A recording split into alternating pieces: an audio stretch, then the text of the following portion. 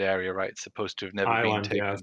taken. And supposedly made of black stone, not dissimilar to that of Orthanc. So that was an interesting little bit that we added in, because it would make sense if it was a thing of Numenorean construction. There would be at least one other thing in the world made of that same black stone. So we thought this made a really neat place to kind of implement and reference. Yeah. So we have a second fortress of impenetrable black stone. Exactly, with a fort level to boot.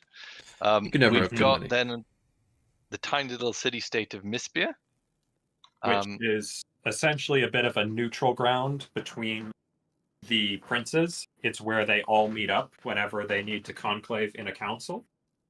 So it's essentially a republic that is jointly ruled by the lot of them. Though we haven't got it as a republic right now. It's at least playable. Well, yes, because we want to be able to play it. Yeah. Then we got kind of these two realms, haven't we? So this, if we briefly look at the de jure here in this Zimrathani, which is a very fertile area of the Tani Hazard, lots of farmlands. If I bring up the terrain, you can see it's got a heck of a lot of farmland. Yeah, the great breadbasket of the region, the golden fields of Faraz. We've got two folks, don't we? So there's Imrazor, who's a bit. Is he like our protagonist? He's like the main. He is our air quote main character. We need some DNA for him. He looks a bit we need. Right now. He's supposed to be like the apex of Numenorean, ness with all the good and bad that entails. But he does not look like the apex of Numenoreanness at the moment. Work in progress. Work in progress. My favorite character we have right now is in Pell. Oh god. Seragul's got the best DNA. Seragul is great because it's great to have a bad guy you can hate. But yeah, then you've got a princess, a ruling princess, Arameth Carasalis, who inherited her title over her uncle's objection when the Prince of Gimeleth, Gimelthani, basically put his weight on the scale and said, hey, she's the daughter of the previous prince. She inherits. That's our law. It don't matter that she's a woman because she's the only kid. So, and she's ineligible. Yeah, she's an eligible bachelorette. Imrazor is unmarried too. Is madly in love with her and wants to marry her. We have not set that up yet. And one of the major things among the Valenlai is you cannot have marriages that would unite two of the princedoms in their children because of some previous historic very bad things which happened when that previously happened. So his whole plotline is basically he's going to go on a massive charm offensive to try to convince the rest of the princes to either amend that rule or give him a little carve out so he can marry his beloved sister. So. Yes. Just to quickly answer a question in the chat, asking, will these characters have any Numenorean blood, or are they LARPers? There's one or two, I think there's like two families that have tier 1 Numenorean blood, but that's the most they will ever have. In this culturally they are very Adunaic Numenorean, but the blessing of the blood of Numenor has dwindled despite the fact that they haven't intermarried much. At all. It's very similar to the rest of the Southern Kingdoms in that way. But again, in earlier start dates, I mean, for these characters, we have history stretching back. So, if I look here and just start to go back and pick a random person here, you can see, tier 3, tier 5, in earlier start dates, these kind of people will have higher tiers. Then we come around to Gimeleth, who is the kind of last one. I'm not sure I really know much about Gimeleth. Oh boy. Other than the fact that he's right next to Drell, which is a Vari kingdom. Yeah, we finally have the Kuind on the map. We can stop having people make custom characters in Ray, in Suda Samar, to play as them because they're actually on the map where they're supposed to be. Yeah. We're going to have a few extra independent titles down here, aren't we? I know Joffrey's particularly excited about adding some sort of piratical group down here. But yeah, for now, until we add those, it's Drell Clay. and we have the Avari elves there. Then we get over to the other side of the mountain to Pell. Oh, this was the best part to work on, honestly. Yeah, This place Pell's is fun. awesome. So to understand Pell, I guess you need to know a little bit about the history of the people over here. So Vector will correct me, but wasn't it something along the lines of the local groups almost asked the princes, the Numenorian princes, for someone over them to basically rule their realm as kind of custodian and steward of it? Essentially, that is correct. So the backstory here is that for much of the first millennia of the Third Age, Pell was repeatedly conquered, fought its way to independence, was reconquered again by the twin nations of Mag and Tumag, which are to the northeast, up here, where Jamie is gesturing. So when they threw them off around the year 1200 of the Third Age, they were like, this obviously isn't working. We just keep getting reconquered after having a brief period of independence. So they opted to invite in the Balinlai, because the Balinlai is essentially a defensive league of the Numenorian princes in the Thani Hazad. And they were calling them in and basically said, hey, we will give us a prince and we'll join the Balinlai. And in exchange, you guys get access to our land, you get access to our ports. They will have to share power with, a tribe, a council of our tribes and stuff like that. But they took them up on the offer, and so Pell has been one of the princedoms ever since. But it's very unusual for one of the Balinlai, because the princes very much have to share with the natives in terms of their power, and that's actually why Pell starts so shattered at this start date, is because Saragul basically pissed off everybody at the latest council that he has to call every few years. And basically the hinterlands have just decided to stop acknowledging his authority completely, because he's being such a rotten, terrible person about it. So, and it's something I'm in the process of toying with. So they, a bit like Darwinian, they have their own little custom elective system where the candidates are basically anyone from this family, so a bit like Tanistry, but the electors are all of the vassals, because again, those are the people who have the power to vote in who it should be, and the actual ruler themselves has little to no voting strength. So really, you do need to go on a bit of a charm offensive to kind of get the candidate that you want in, to kind of really sell that idea that you are almost more like the figurehead. And no doubt we'll have some decisions. We haven't done anything like this where you can kind of move away from that a bit, kind of like what we do in Darwinian. But yeah, as Vector says, it's shattered, and all these rulers are kind of local culture. But he's a bit of a twisted soul. He's rivals with the guy over here, Gimel Thani. He's rivals with this Merchant Republic on their side.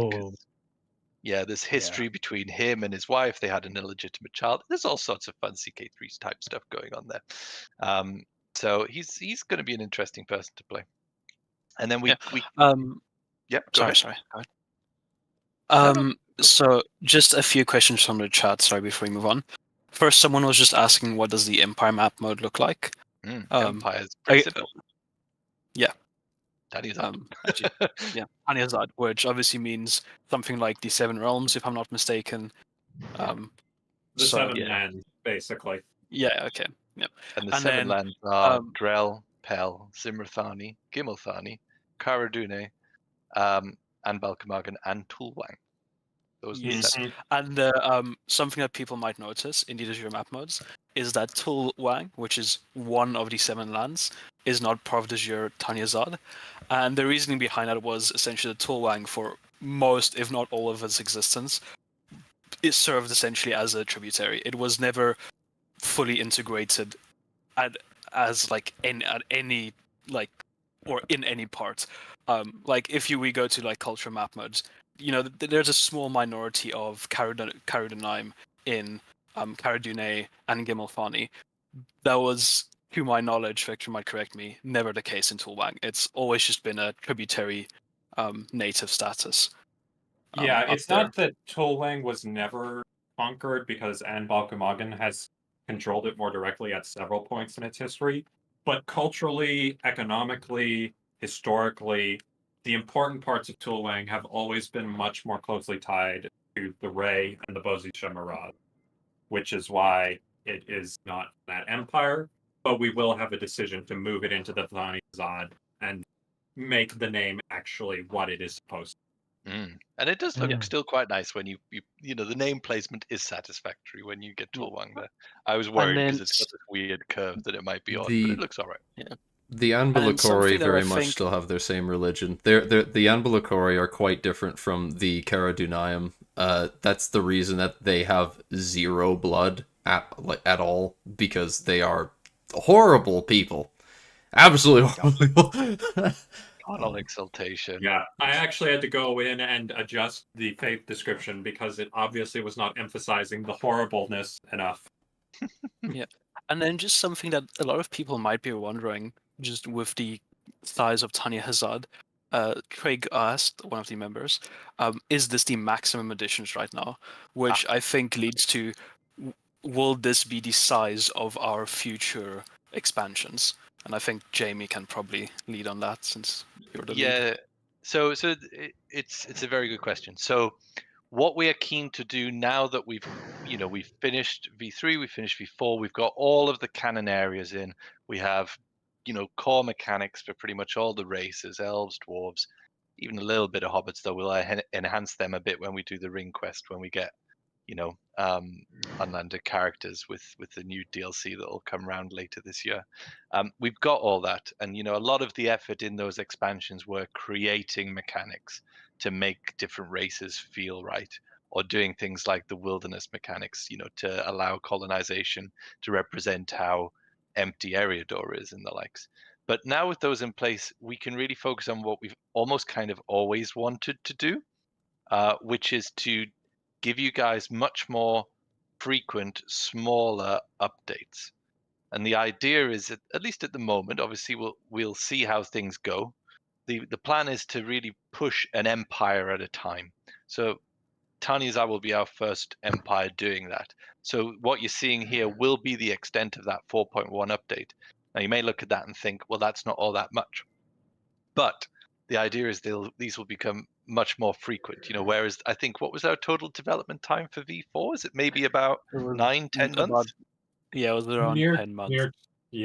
10, even I'd say nearing to a year, including the prep work. Yeah, and again, version 3 before that was another year, and version 2 was probably most of a year. So we're maybe talking about 9 to 12 month cycles. With these, I mean, we've been able to make such rapid progress on even just getting these basic the history and the cultures and the faiths and everything in, that we're looking at a much shorter time scale to be able to turn these things out. And the idea will be, once we're happy with this, we will go to a new area, we'll add a new empire, and keep going through that process basically until the entire map is filled out. Now, just to head off one more question, sorry, Yaku, just because the natural question will be, well, what if I don't really care about these non-canon areas? Which is a very fair question. Another thing that we'll be looking to do, we haven't fully decided on it yet as a team, so I won't commit us to it right yet, but at least my plan is for us to also start working alongside, parallel to these regional updates, on different bookmarks. We haven't decided which bookmark it will be, or at least if we have, we're not going to announce it. And we're just going to be having those two kind of work streams. So a group of us will be working on earlier bookmarks, a group of us will be working on expanding the map. And in all honesty, there'll probably be overlap there as well, as people, some people might not be interested in certain areas and they'll go and do history for previous bookmarks. Some people might be really interested in the areas we're doing. Sorry, you were going to say, Yaku. Yeah, sorry. Just to expand, because some people might be wondering why we're doing smaller expansions. And it's just not tied into the fact that it will have a shorter development time. But I think something that Jamie has definitely pointed out, and which I think every developer can agree on, is that while it's very cool to give you guys, large regions, after a long period of development, it tires a lot of the developers out. The first 6 months is a flurry of work. Everyone's excited, new mechanics. And then the next 4 months is everyone just wishing they can move on, which just has a negative impact on, flavor added, sorting out bugs, and so forth. So not only is the hope to get smaller regions out more frequently, but it's to keep the morale in the team a bit more frequently higher. Just because, all part of that, oh, it's a new region, some more excitement. It's something that the team can delve into. Experience like with Vector, coming up with his new lore, drawing from Earth and so forth. Us thinking of, interesting flavor, maybe new mechanics in the future and so forth. So just to expand on the reasoning for the smaller scale updates versus something for something like Eriador, because Eriador just stabbed the wall of a lot of the developers during development time. Yeah, and it's just natural, and it's probably very intuitive to think, if you're releasing smaller things more frequently, it just feels like you're making more progress. It feels like you're keeping momentum. Whereas, as Yaku said, in the middle of a development cycle, you can feel that kind of sluggishness start to creep in. So we'll see how it goes. It's an experiment. If it doesn't work, it doesn't work. We'll go back to doing something similar to what we do now. But at least from the early signs of what we've been able to push out, when did I do the mapping for this area? It was like a month ago, a month and a half. I'd say around February was the mapping. So I'd say we've had 2 months on Thani Hazard at this point. Exactly. And bear in mind, we've also been working on V4 at the same time. So now that we're able to fully focus on this, we should be able to do it. And we'll continue to look to do the same kind of things. We'll have an open beta. It'll likely be a lot shorter again because there's not so many things to test, mechanics or anything like that. But we'll keep you along for the ride and things like that. Yeah. Just to bring up a question and kind of shut it down, sadly. Someone was wondering, this was talked about in the last Q&A, are spiders and the other races still in consideration for being made? Short answer, no. It's just in terms of if you look at the amount of other stuff that we can be developing, it's something like fantasy races and building unique mechanics for them, locking appropriate or inappropriate content for them is such a massive scale that it's not really worth it. Whereas instead of manpower can be put towards, as what we're doing now, expanding into non-canon areas or potentially working on different start dates.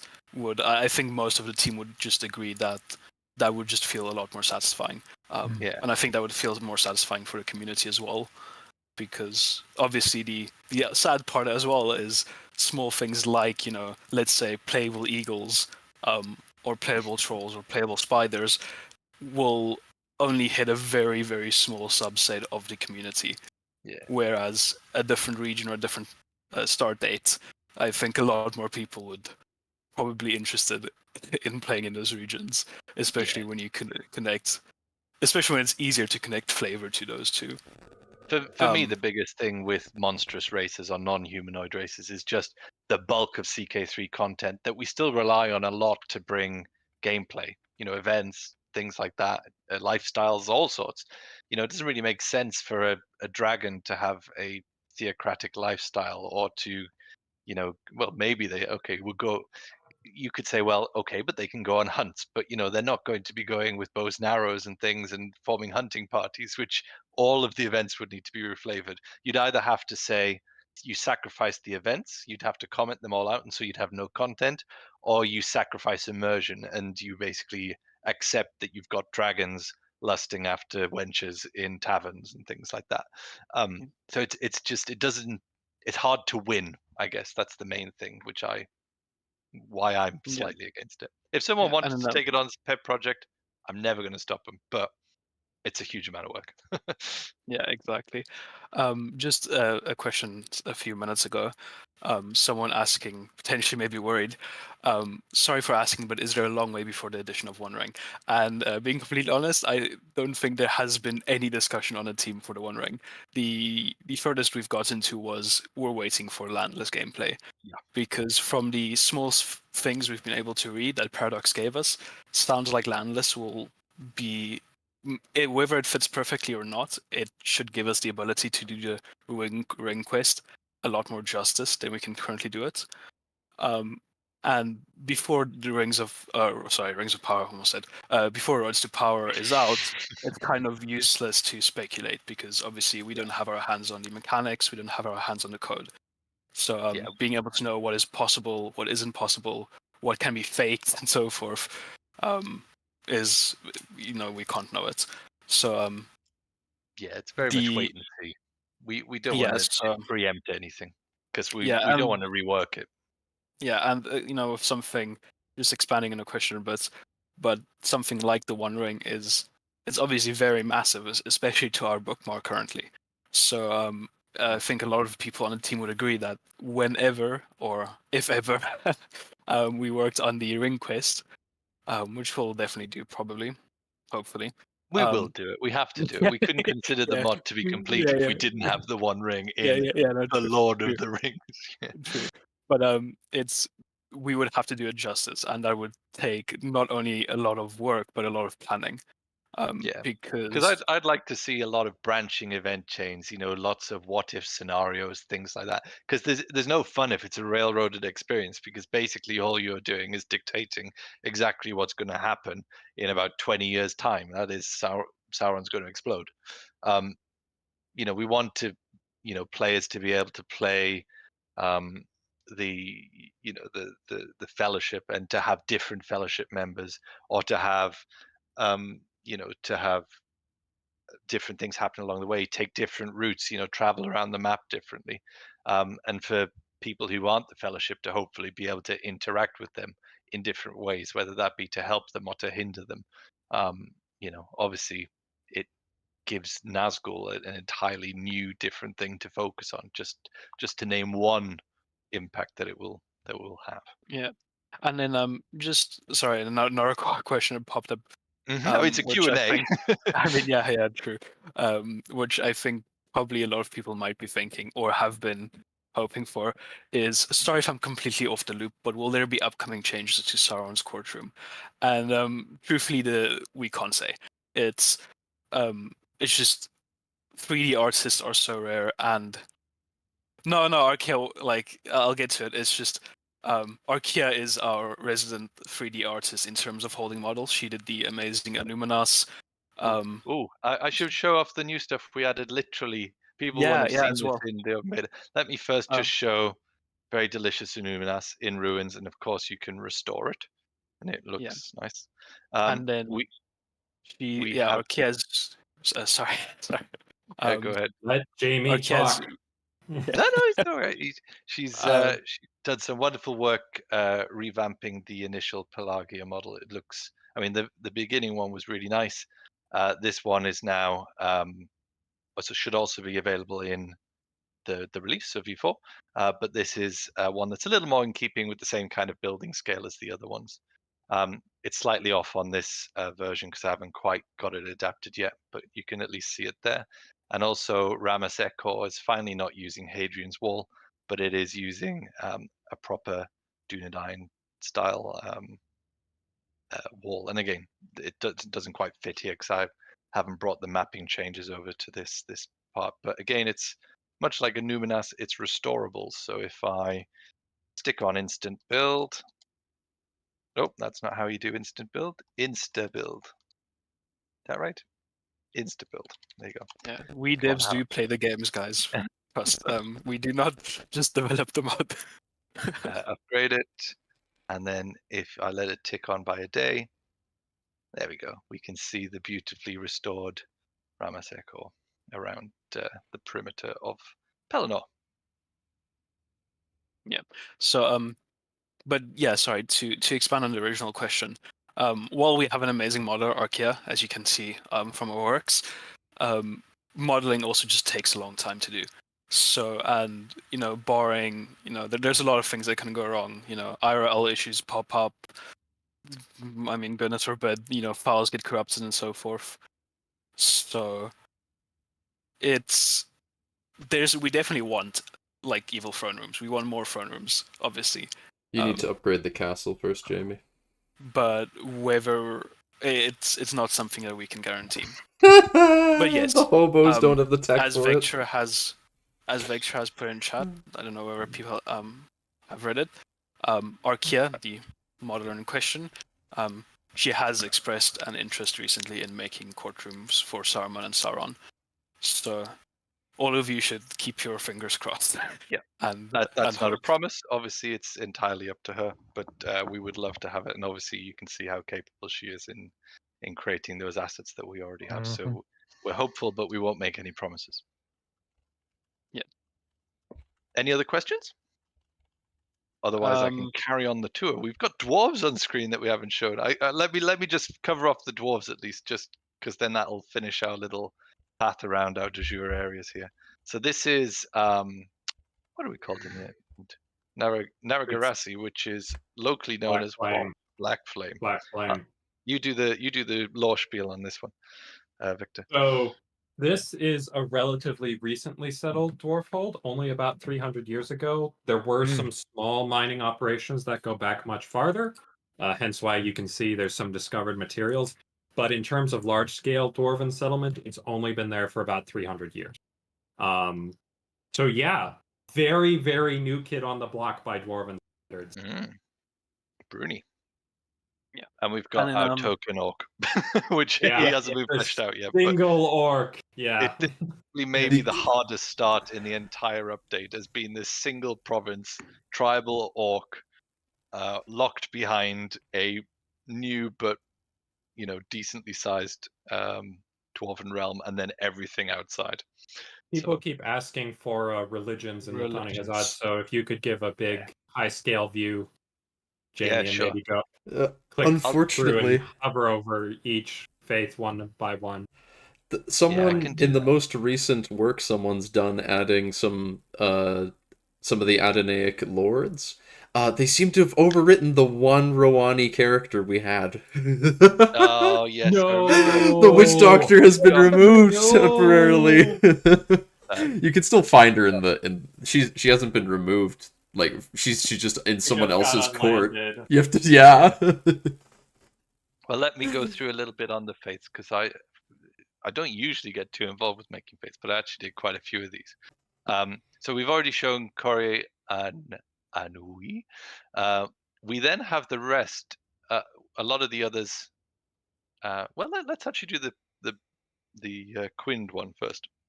So the Athelheni, which is interesting in that I'll do the faith description there. It's actually quite long. But they have the primacy of Este. So Este is Valar, all to do with healing and waters and things like that. Isn't that right, Victor? Correct me if I'm wrong. Yes, gray is her raiment, and sleep is her gift. So that's like the one line we have about her, besides the fact she's Lorien's wife, and that they both run the gardens together, which is where people go for healing. Yeah. So we've got we've got primacy of Este here, grace of the firstborn, communal celebrations, do a lot of celebrations. So they're very jovial, and they act as healers often to the human realms around their outskirts, right? Correct. It's a big thing going back even to the colonial era, that essentially, these kingsmen, maybe not totally radical kingsmen, but kingsmen nevertheless, settlers, living next to elves. It'll raise some eyebrows, and it also raises the question of, well, why didn't Numenor just go and stomp the elves? And the answer is, it's because the elves cut a very good deal with the human settlers, which is basically like, hey, we'll provide healing, tutors, basically we have more to gain by cooperating than fighting each other. And these are Avari, so they don't have anything to do with Valinor, shit like that. So there was an under the table deal which has continued to this day, essentially. Mm. And then we've got a smattering of kind of local faiths, because again, I mean, we'll briefly pop to cultures to give it context, but even though the Caradonium rule a lot of the people around here, much in the same way that the Ambalakori rule over locals here, we have the same kind of thing going down in Tani Hazard. So it's very much local faiths otherwise. So they all form this group, which at least for now I just call it Tani Azadi, but we might change it. They have some. Go ahead. Renaming pending. That's all I wanted to say. Yeah. So there's a fairly diverse set of them. They're all they tend to be quite animist, or they believe in spirits and things like that. But they all have slightly different flavors. Some interesting things. So that is very different to some other areas of the map is there's actually a very strong matriarchal tradition within these local groups. So you can see this cult of Karangar, who they hold what is it? One of the sea serpents, the goddess of the waters and storms, and conception and birth as being quite high. Female dominated. We've got sacred childbirth. They kind of ancestor worshipping. Auspicious birthright. Monogamous. People apart. We have what else have we got? Let's say the Hoodoo Kai. They're a bit more isolationist against spiritualists, but they're polyamorous. They, unlike the others, are male orientated. So they're a bit more the humans around Drell, this peninsula, are a bit more male orientated, but they believe in kind of a quadrarchy of different spiritual gods, as it were. We've got the Kujomi, which are pretty much strongly influenced by the elves. They have, sacred waters similar to Este, Adorcism, equal very much like the Quinn faith as well. They've got echoes of the Aino. I think that may be one of the few echoes of the Aino down here, apart from the elves. Oh no, there's the ones for the Drugics. Oh yes, we'll come on to them. We haven't even mentioned those. How did I forget about them? So yeah, there's that one. Maybe you overlooked them. Yeah. The cult of Alavadi is dualistic between Alav, the capricious god embodying fire and light, and Adi, the benevolent goddess of the earth and plants. It's all about kind of the duality and how those two interact. Again, similar kind of things. The pacifist, adorcist, female orientated. I think maybe Joffrey's favorite one, the Roani. Is that right? Yep. Dominion of the Dark. These ones. These are faith. a bit more witchy, witch covens, esoteric type stuff. The description is there if you wanted to have a quick look through it. But I when I was making it, I almost imagined them as kind of ayahuasca type. Imbibing local herbs and kind of hallucinogenic plants to kind of invoke spiritual experiences. So they're very much that kind of witch doctory type faith, and they're equal. Oh hell, have I got them all? Did I miss any? You missed the Druidane. You missed the ones in the north. Yeah, so we do have a couple of Druidane down here. So that's fun. They will have a little. They're called the Chiala. They have their own faith, which is as we were saying, echoes of the Aino. They're primacy of Yavanna, and they enjoy keeping themselves to themselves. They're spiritualist, so it's a fun little faith there. We have the Tamski, which we probably won't say too much on right now, but I think because we haven't really fleshed it out too much. But these guys, we fleshed out the description. It's just their holy sites are all missing because they'd be in Mag and 2 Mag. Yeah, so we've got like these realms, which we'll add at some point in the future, whenever. But is Mag and 2 Mag, and these are kind of Mags coming down into the Tani Azad region, encroaching on those. So they don't really have the holy sites right now, but they will do in the future. I think this is a faith that was already in there, right? That was the that's been it. And the other one is for these guys, which are the Sideri. Now, the Sideri are interesting because these guys migrated into the area, fleeing across the mountains to escape. Vector will say, because I forget. And to rock. Yeah, some horrific. What was it? Numenorian. Yes, one of the ex-Numenorian colonies. Tanturok is cartoonishly evil, and also cartoonishly stupid. These guys are echoes of the Ainur as well, then, and they're kind of they've got it was another group of Ari called the Kin Lai who will be around here, I think, if I recall correctly. They helped them across the mountains and to safety, and so they took quite a lot of their faith from them. So they gained an understanding of the Valar. They got primacy of Tulkas, astrology, blood of the ancestors. So it's all fun. Yeah, our first primary of Esti and our first primary of Tulkas face added in the Thani Hazard. Yeah, Tulkas mentioned. We needed an excuse to get that beefy boy, that art that Ralph made. Boy. Oh my god, I need to see it again, Jamie. Oh, fucking Sigmar looking dude, huh? Look at this man. You know he's in for the struggle. He wants problems always. So, just a couple of questions. Yeah, sure. That a few people asked. So, let me just see if I can find this. Okay, this one is pretty simple. Now that main mod is updated, is beta still focus? Beta will be closed down. It's essentially actually one version now behind the main version, since we have not updated beta. The next time beta will be, updated and open is whenever we decide Thani Hazard is ready for an open beta, if we decide to do an open beta again. Which we'll probably do, but that is, in an indeterminate time. Yeah. And then I can't find a question, but there was a question about how do we pick the regions we expand to? Like, how was Thani Hazard picked? And we put it to a vote. Yeah, it was simply a team vote because obviously people want to work on stuff that they find interesting.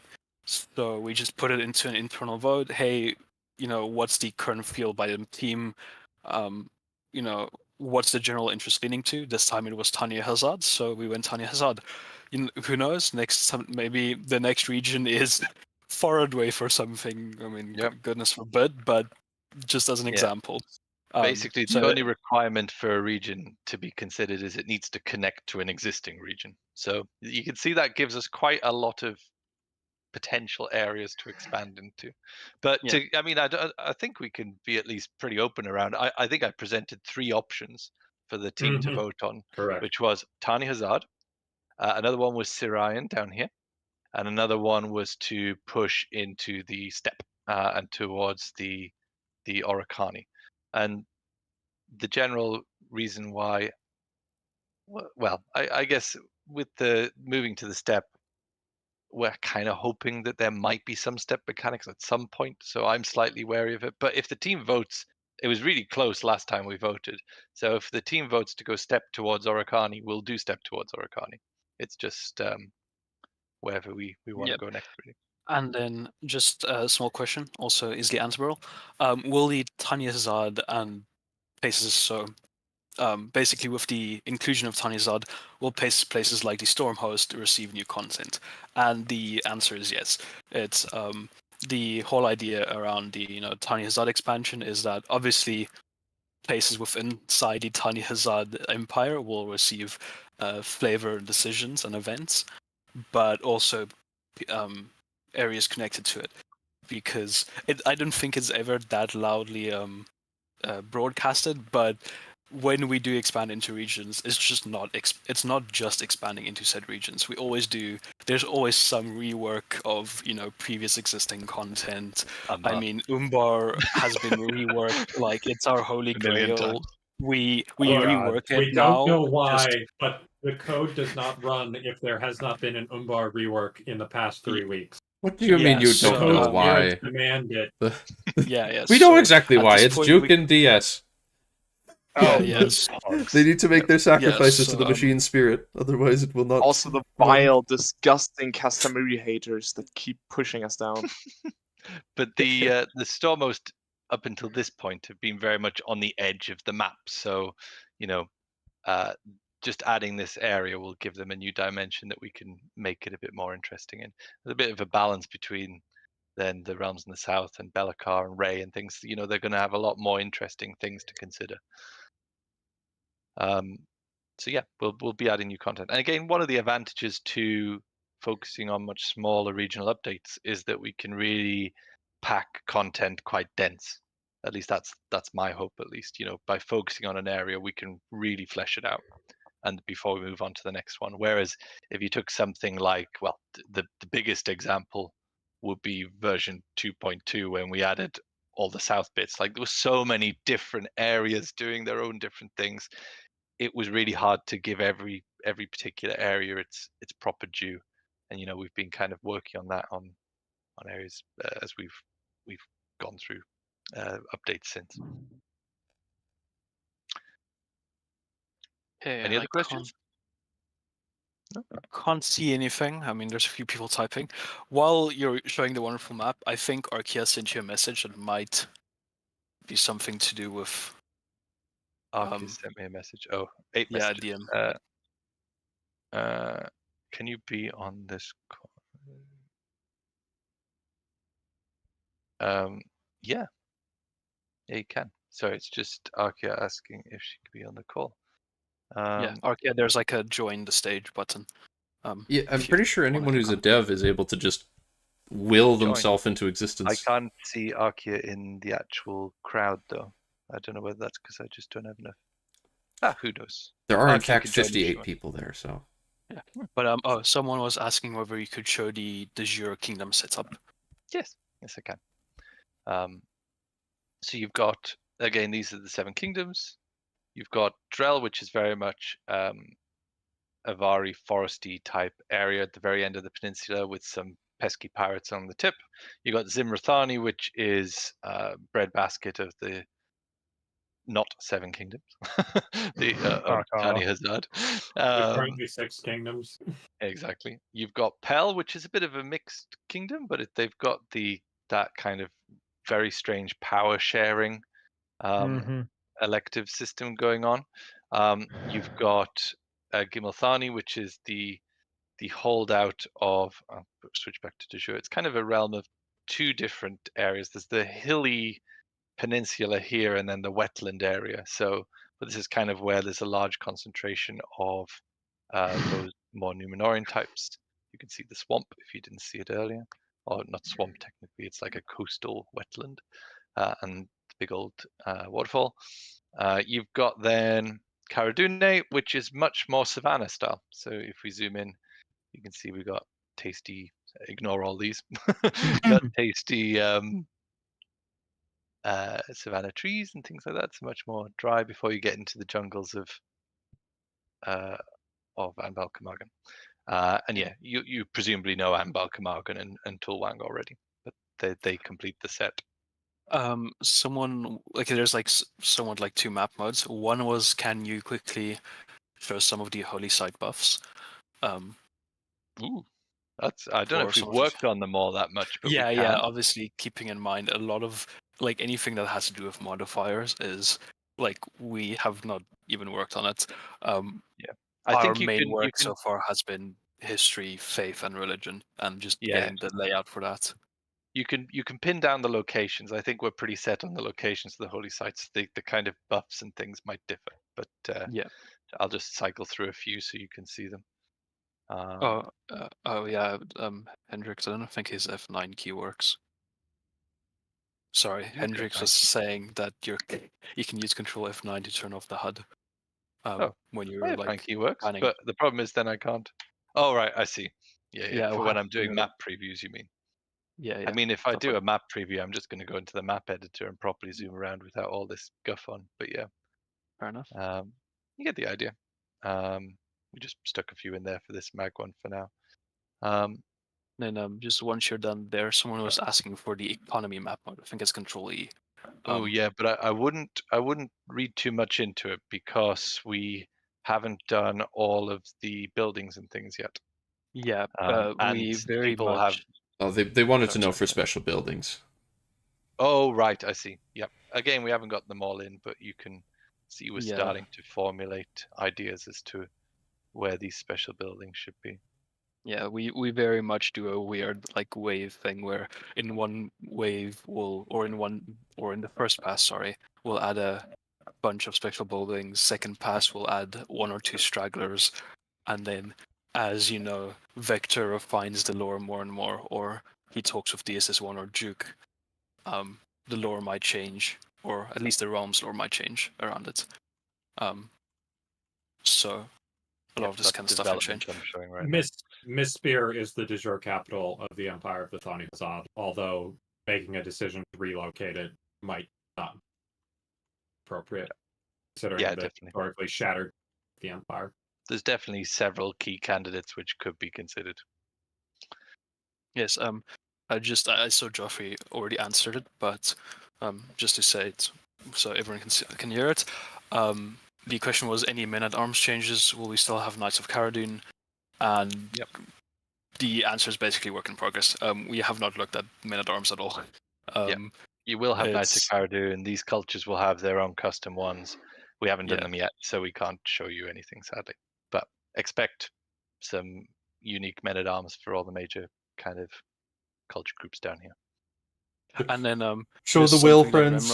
Show the whale friends, Jamie. The what? Yes, the whale friends. The whales. Show us the whale friends. But I always put little whales. Also, Remrod just pointed out, if anyone doesn't know, like only the stream is open, you can open the chat with it should be top right. There should be a bubble that you can open up. If you have a question, but you've been unable to ask it. I'm sure I put more whale friends in. They're around somewhere. There's like 3 or 4 at least around here. Yeah, I was gonna say I at least put 2 or 3. There's one whale friend. Is there another one? There's another whale friend. He's pretty close to the shore there, actually. I mean, he's gonna beach himself at this rate. So, did we put any in desperately is in need of friend? Take the whale pill. Someone put in chat. You got to go to the north of the map for that. Yep. Mm-hmm. I guess I could go through some cultures because we've kind of got some things down here. Maybe start with Cara Dune. So again, we've kind of already told you about the kind of way that they are with their running stuff. But I have added my first custom tradition for them here that will probably change that Black Numenorean legacy to something a bit more. But Intricate Plotters is potentially quite an interesting one that I'm trying out. Basically, they're much more schemy, not necessarily always negative. They're more likely to start schemes. They're happier to join them. And also the 2 traits of gregarious and deceitful will be more common. Gregarious if you have gregarious, you get an extra personal scheme. If you have deceitful, you'll get an extra hostile scheme. So if you are a sneaky type or someone who generally likes schemes, then this should be a potentially interesting culture to play. And obviously we'll make it so that tradition can be picked by other cultures as well if you're wanting to diverge and things. This is going to be my absolute favorite region to play because I'm a big fan of schemes of all sorts. So the fact that in Pell, if you're the ruler, you have precisely 1 vote, which means that your opinion does not matter. However, you can blackmail people to vote for whoever you are voting for. That's so that you can blackmail people to join your vote as long as you have a vote at all. So because you have 1 vote strength at all, that means that he will in fact be able to, if he gets hooks on people or gets people to like him, they'll still follow what he's choosing. So yes, fun. So just to so there's a question: will the Black Numenorean legacy be available to other cultures so they can adopt it? I'm not sure. We're going to be if we were to do it, would be reworking it. heavily restricted. Yeah, I mean this changed for the Cara Dune because again this is a bit edgy. We need it to be a bit softer for the Cara Dune. We realistically need different versions of Black Numenorean legacy / the the Black Numenorian legacy is given to all of the ones that are evil, sort of. But like realistically, we should have different versions for all of the different Numenorian descendants that just have different flavor and explain what's unique about them. Because not all of them are quite so evil or quite so good. Yeah. Exactly. So yeah. Then we got the kind of local cultures. They tend to be a bit more tribal. So the Adana here, Wetlanders, tribal unity, matriarchal again, to focus on that. Like the Witch Doctor. Yeah, exactly. Pell, also matriarchal. They're a bit more diplomatic, storytellers, formation, fighting experts. Aren't they?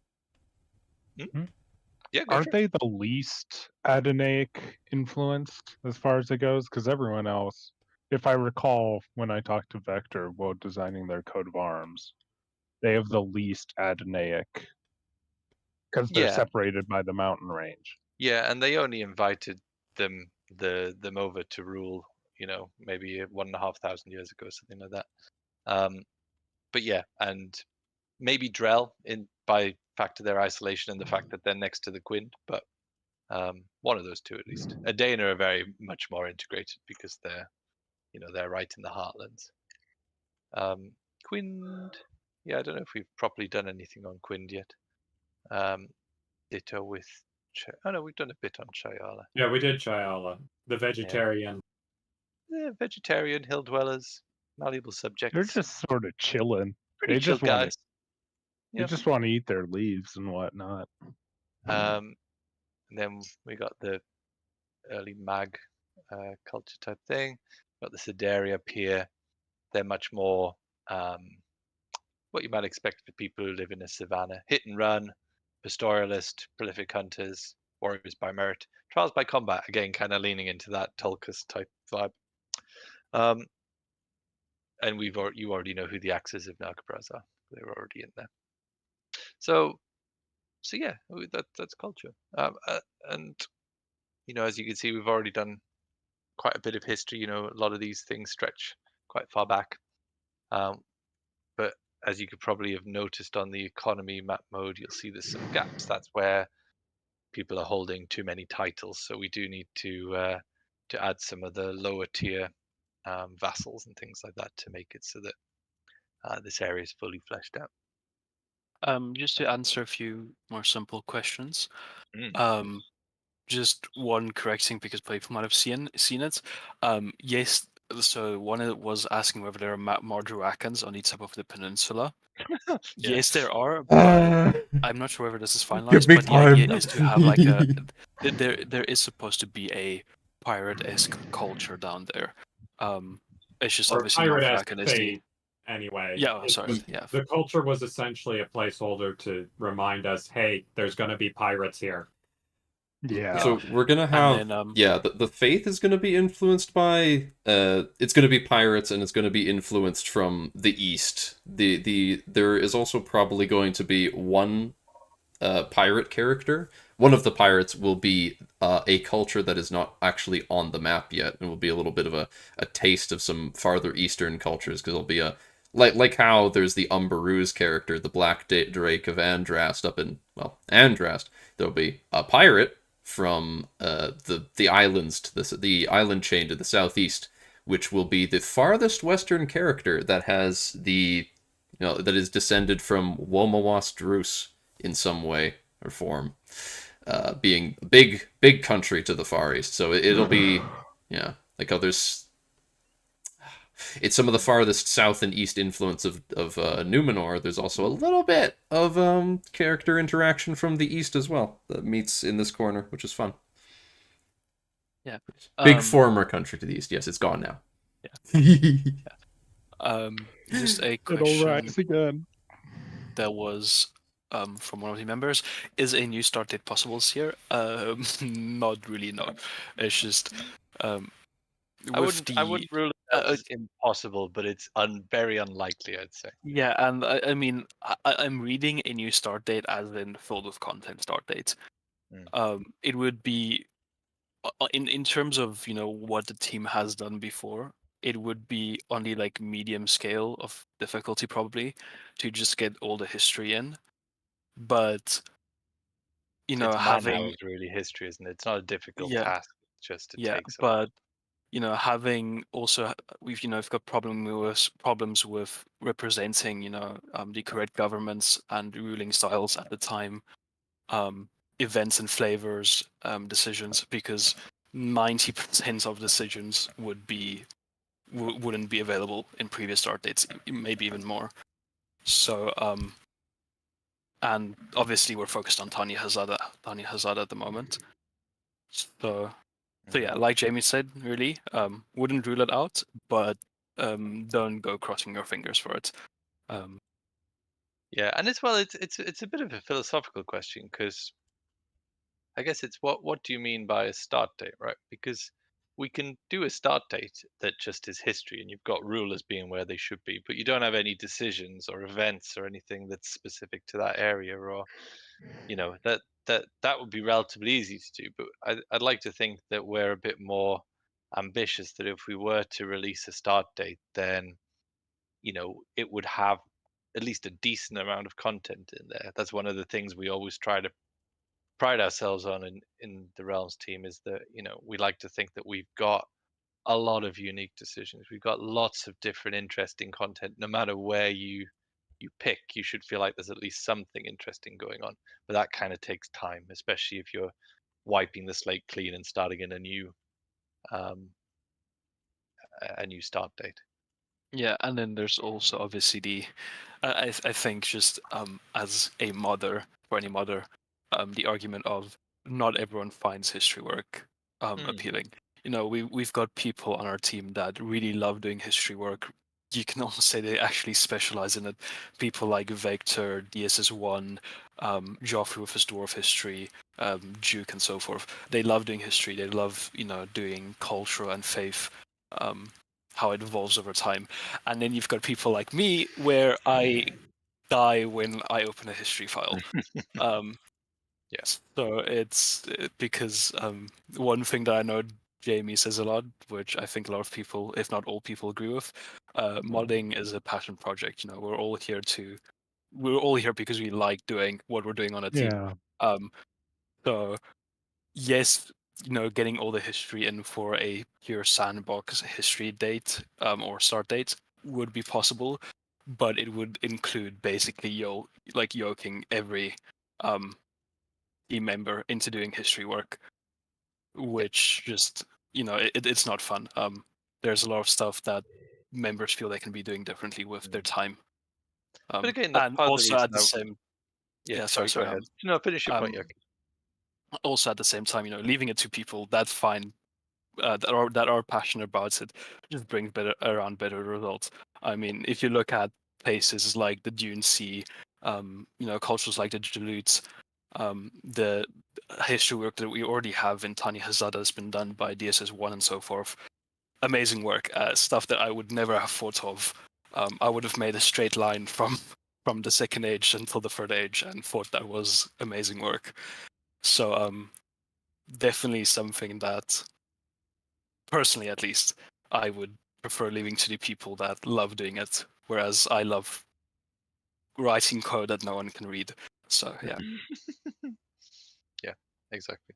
And like I say, we haven't decided on it yet as to whether it's actually the way we will do it, but I've at least got a mind to having those kind of two projects going side by side, that will be part working on a start date and part working on a new region at the same time, so that if people have an appetite for doing one or the other, we can kind of make progress to both. Because again, as Yaku says, we want people to be enjoying what they're doing, and that's my number one priority above all else. Like, the people who are in the modding team should be enjoying doing the modding, because that is, it's as much as it is about bringing you guys something that that is really cool and that you enjoy. Like, for me, at least as team lead, I'm most interested in making sure that the people on our team are having fun, they're getting fulfillment out of it, they're growing, they're building their skills, whatever it is that they want to get out of modding, that we're giving them every opportunity to do that. Yeah. And I mean, I think that's. Oh yeah, sorry. Just Geoffrey has already asked this, but again, if people might not be reading chat or something. Someone asked, will Tanya Hazard have half trolls? And no, there are no half trolls. Like Geoffrey said, there are no half trolls in the mod. There are no half elves, half dwarves. We luckily have a sub mod if you're into that, but no, the canon lore that we have, at least from what I know, is no half trolls or something. So no to that. Simply because I don't know if you've tried breeding men and orcs in our mod. It creates utter monstrosities. Yeah. It makes utter monstrosities. Yes, but I've seen some people unmod it to enable it, and it produces graphical monstrosities. So, theoretically, there's arguably instances of orcs and men interbreeding in the past and stuff, or at least language that's used to imply that. Although to what extent the characters saying it actually know that's what's happening, up for debate. But end of the day, it'd be a massive headache for very little payoff for us, so we've just opted not to integrate those types of. And just going slightly tangentially here, just realized something I'm showing on screen. You'll notice again, because that matriarchal culture, we actually have quite a lot of female rulers down here, which is quite fun, a bit different. Yep. And then someone just asked, will we be seeing Autumna orcs in this region? Not Autumna orcs, the culture directly, no. They have all passed away, scattered around the earth, and diverged into their local cultures. Obviously, how we choose to represent how the current orc or goblin culture, really the same thing, but how the current orc culture has diverged from Autumna might differ from how it has diverged up in Mordor or up in Gundabad, because obviously situation is different down in the Yellow Mountains. We also have a bit more freedom in terms of choosing to portray how they've diverged. But all of those things are, those are things that are figured out via hundreds and hundreds of messages and discussions between the team. So it's not really something that we can definitively say, oh, this is going to be, how it is going to be in the future. Yeah. We've got threads that have over like 4,000 messages inside them debating a single topic. So usually one side advocating one thing, another side advocating another, and it's going back and forth until we finally settle it. And then we change our minds. And then Joffrey mentioned earlier as well that we've got that one little orc guy down there, but in terms of the Yellow Mountains, more around the central region is where we're going to have a lot more orcs. So when we get to that area, that's where you'll see a lot more of the orcs in the south. Yeah. And then I just saw someone ask a question earlier, and I'm still so sad about this because I wanted myself. No, we do not have realms in Exile Wiki, sadly. Every time I need to go look for lore stuff written down by Vector, I vigorously scramble through all channels, just searching up his name. So I want to be making lore YouTube videos, but I got so many other things to do. But again, that's something that you guys, if you wanted to, as a community, could start pulling together. It's not. It doesn't have to always come from us. And equally, when we were talking about start dates and things, history work is relatively approachable. It's if you really wanted to see an early start date, you can give a monkeys about new areas. Then, as I always say, be the change you want to see in the world. Come on, show that you can do some history, and then we'll have you aboard, and you can start working on an earlier start date, and we'll guide you through, make sure that everything is the way it should be, and go with that. Oh no, they're gonna grab Cairo. Oh, they're coming for him. It's it. Yeah, although sorry. The current issue with TV is coming for me. The current thing handicapping a little bit the earlier start dates. We, on me at the very least, want the imperial government for Byzantium being brought in, so I can do early Gondor better justice. Yeah, and just saw a question which I think a lot of people were thinking throughout the beta. Yes, we've buffed Sauron's power. We think we might have actually buffed him a bit too much. Yeah, we made quite a few changes in the last minute, so feedback is welcomed. And again, just because we've released doesn't mean we won't be pushing updates. I keep reporting bugs as you see them. It's not going to be perfect. We hope it is as good and clean a release as we've done so far. We'll always strive to be better, but all that, what was it, 4 months? 4 months in open beta. That all those bug reports really helped to help us iron some stuff out and make this release as much as possible. Because one thing I always have to remind myself as well, we've got a good sized Discord community. It feels fairly active. Plenty of people talking on the open beta, but our Discord, even if our entire Discord was on the open beta, which it's not, we've only got 18,000 members. On Realms, the Steam page, that has like 180,000. Obviously, I'm not under any illusion that we've got 180,000 active players, but a fraction of those will be players who just play on release and they aren't on the Discord. And today will be the first time that they're seeing all the kind of stuff that open beta testers have been seeing for the last 4 months. So, yeah, it's all super exciting. That was a funny thing that we had as a discussion among the team, where we had this moment of realizing, wait a second, when we reveal Thani Hazard, everyone on the Discord knows what it is and is really excited for it, but no one online will. Yeah, people will just be like, "What is this proto South Africa like?" Where's my ring? It's like when we all were going Grand in the. I was so proud of everyone there, by the way. Yeah, no, that was so of Grand. I Oh, hope that's you guys know I much to my shame called you all degenerate. Just seeing Grand flood the channel, the YouTube channel. It was so we salute our local Grand hero. Yeah, and just something, I don't know if we want to comment on it or not, but someone asked the question of, what about plagues? Will we see the use of plagues in dark magic or new plagues to devastate our realm? I know After the End is planning on adding new plagues soon and has already added one. I think we added beard rot. That's a new plague. That's a really fun one. I don't have any problem talking about it. We're keen at some point soon. Yaku and I, we've been talking about reworking the magic system a bit, the sorcery system specifically. And one of the things we thought we can incorporate is to basically have some sort of pestilence where you could spawn a plague, as it were. Now, there's a lot of debate internally as to how big that should go. Because one thing, of course, we need to be very aware of with Lord of the Rings is it's not really a high magic setting. A lot of the magic is more subtle. So, we're not going to be going to Godherja levels of magic system here, even though it would be very fun to make something like that. I don't think we really can do.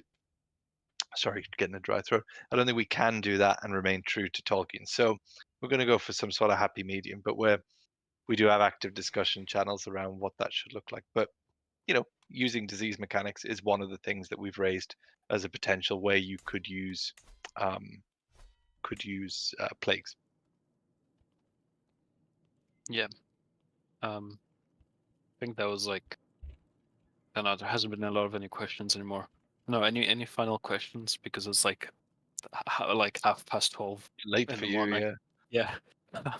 So before I go, any other questions? I don't know about the rest of the devs. Like Remrod said, any questions about 4.0 for people that have not played the open beta out of fear of bugs, or any more questions about Thani Hazard, the weird stuff, or any questions about the future of Realms? Yeah. Or coat of arms. So a couple of questions. I see Ring and Fellowship, when it's going to be, at least we're not working on it until Roads to Power, is that right? Is out when we have landless characters, because we want to have that mechanic to work on the Ring Quest. It's Q3, I think, so who knows, sometime in Q3. Oh, okay.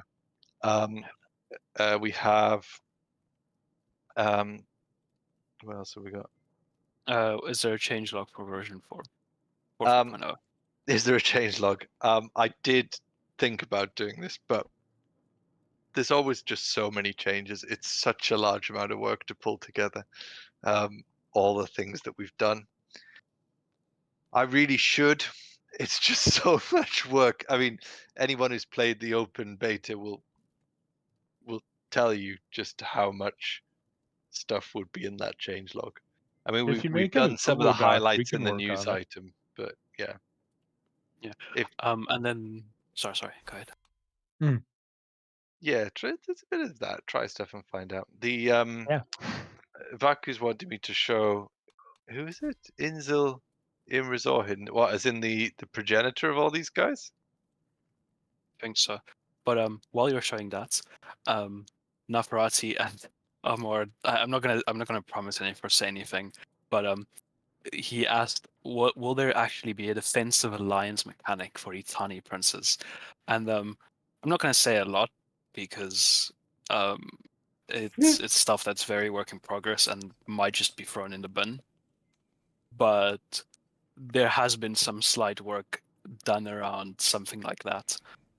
But there's a very, very high possibility if there was an open beta about version 4.1, which is Tani Hazard, it won't be with the beta. So just to answer that, and then someone was just asking, yes, we went over what changed. Okay, well, no, we didn't go over what changed from the open beta to the live version. If you want a very short rundown version, we added area door, added dwarves, added unique mechanics for dwarves, added more unique mechanics that everyone can access. And crafting, honestly, you can craft your own artifacts now. Here we go. You can go crazy, make your own weapons, pick what you want. Min-max to your heart's content. Yep. And then there's some hidden and non-hidden flavor. Oh everywhere. Yeah, has anyone discovered discovered anything yet? Don't say shit. Okay, there's something to be discovered, which I don't think anyone has discovered yet. So, I encourage you all to go look for something. hunt it down, see if you can find something interesting. We're not going to give any more hints. We're not going to give any more hints. Oh yeah, right. That thing.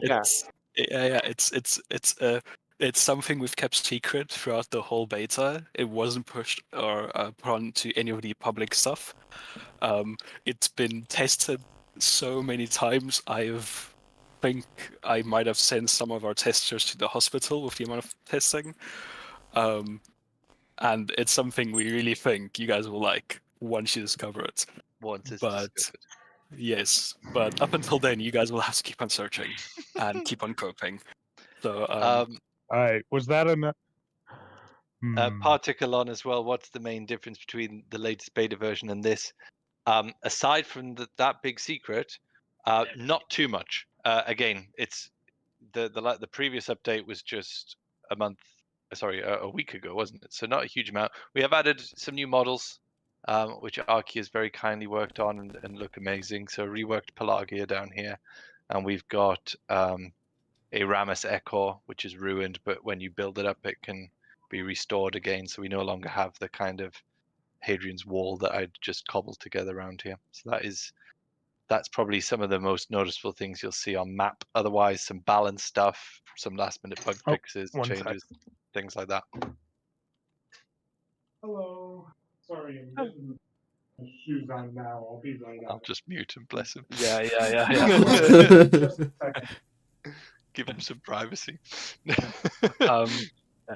So, just questions, a few more general questions. Any touch up to wasteland colonization?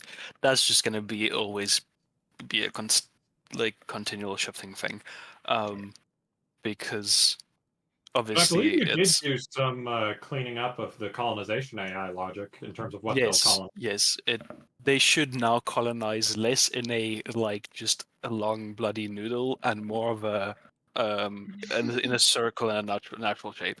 So no longer, hopefully, will you see the Shire somehow bordering Aragorn with 2 or 3 settlements. You disappoint me.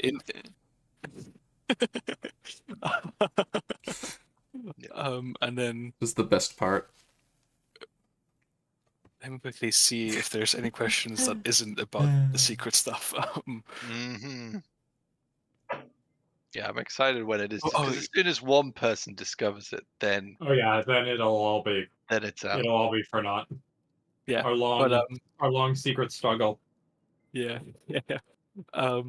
Someone asked a question, and Victor, you'll probably be best to answer this in terms of the lore. What does the War of the Ring imply for Tanya Zad? What the main conflict going down there, or is it just business usual? So how does the War of the Ring interact with Tanya Zad, like if it does at all? So it does, but it is one of the most disconnected regions to the War of the Ring as a general thing. But it is the Storm Hosts and Anbalkamagan have quarreled with the princes for literally thousands of years at this point.